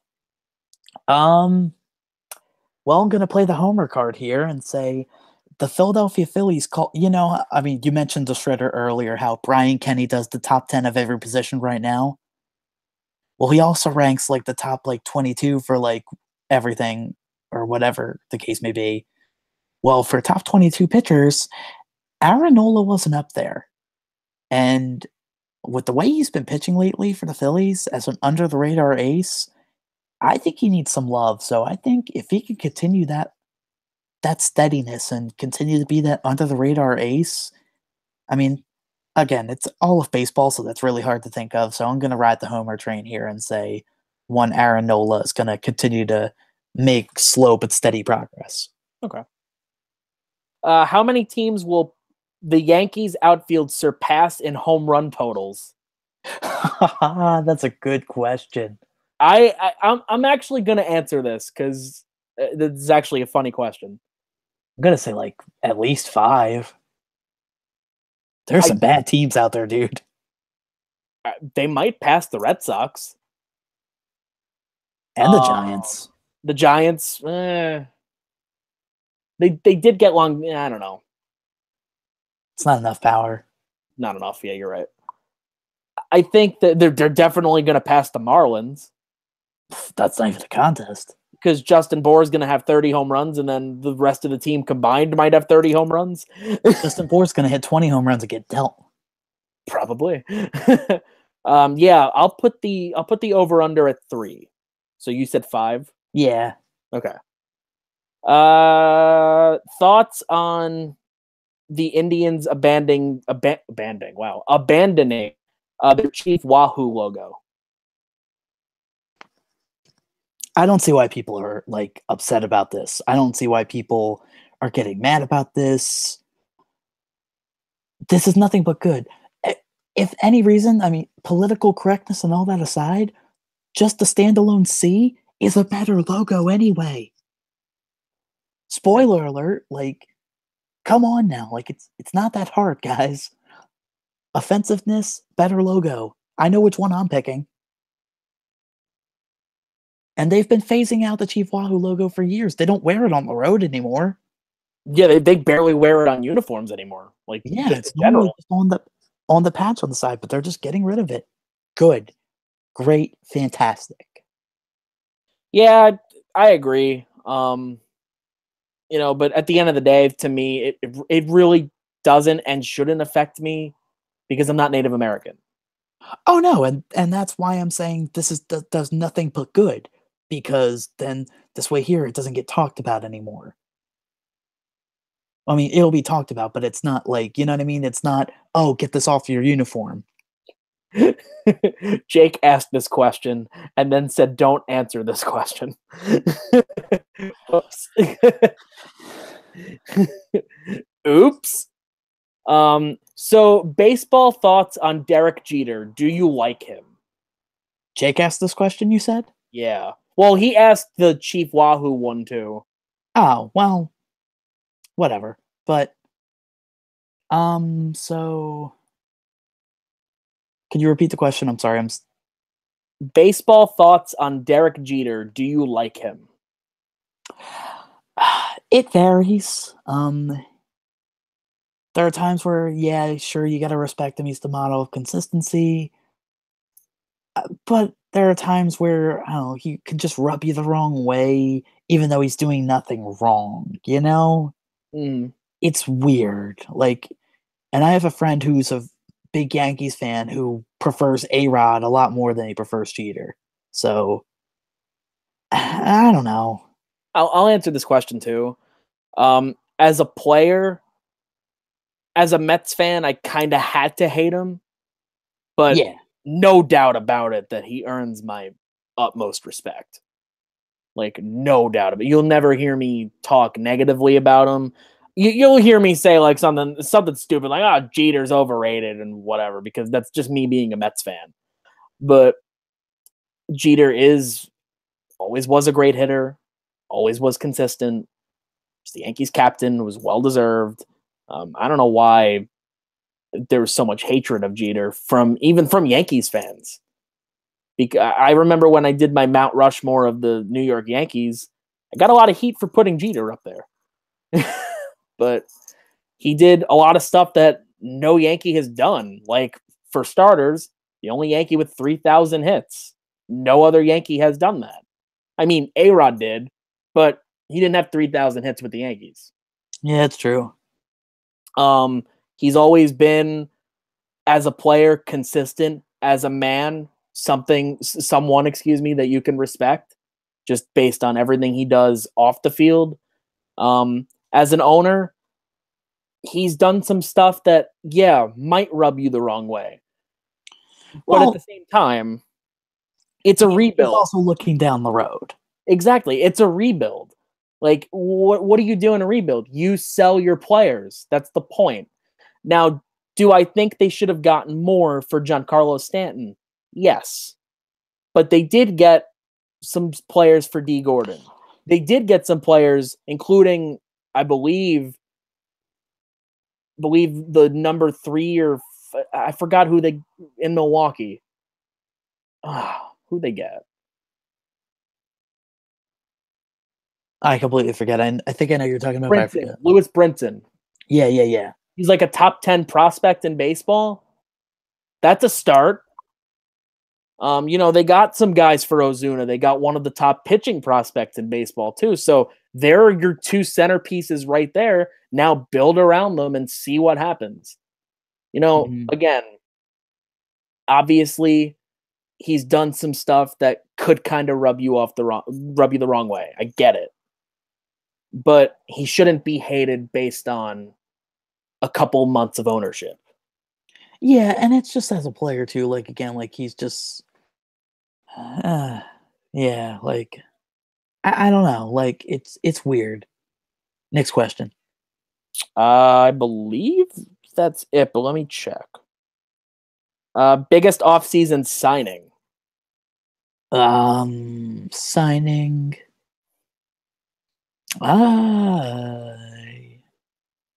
Recency bias would tell me Lorenzo Cain.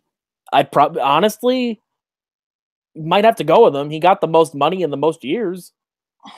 For now. Yeah. But I mean, a big one, and again, if we're talking Homer here, like Carlos Santana, that's a good move for the Phillies. It is. Some of the moves the Rockies made in the bullpen, they're not really substantial, but yeah, the Phillies made some good moves in the bullpen too. Exactly. I mean, the Mets did add Anthony Swarzak, which is a bad move. Obviously, everyone's going to talk about the Yankee trade, clearly. Yeah, but that's not signing. Exactly. Yeah, that's it for questions. So Okay. that pretty much wraps us up here. Sorry that it's a bit lengthy, but that first part did take a while since we went team by team. Thank you to the one and occasionally two viewers. I already know who the one viewer is. I don't know who the second one is, but whoever the second one is, props to you for continuing to come back. Don't forget, if you like this video, leave a like. If you don't, then leave a dislike. If you like this channel, then subscribe to it. If you like all of my videos and playlists and everything, share them. Subscribe, obviously, like I said, to this channel. Tell your friends. This begins a trifecta of podcasts, as I promoted on Facebook. Today is the baseball one.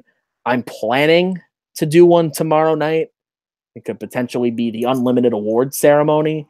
And then this weekend, you'll be getting a Royal Rumble review podcast. Guests to be determined. Yeah, and I've been well, maybe tomorrow, and I haven't talked to you about this yet. Brett said maybe tomorrow, but don't bet on it, or like it's not a lock. Okay. If he gets back to me and says we're on, I'll let you know. Okay. But just in case, I'll have it set up.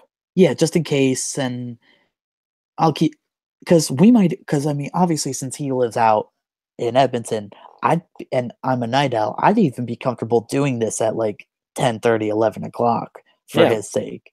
And I told him that, like, I'd be comfortable doing that because Brett and I could talk hockey all night. So right. But yeah, if that does happen, you will definitely all get notified. Make sure you join the new Unlimited Facebook group page. You like the Facebook page. You follow the Twitter page. And like I said, subscribe to this channel. And thank you for joining us. Thank you, Tyler, for being on as usual. Yeah. My number one guest, obviously. It doesn't get any better. It doesn't get any better than Mr. Happa. That's right. Regardless, I'm Matt from Unlimited. You've just watched the Unlimited podcast.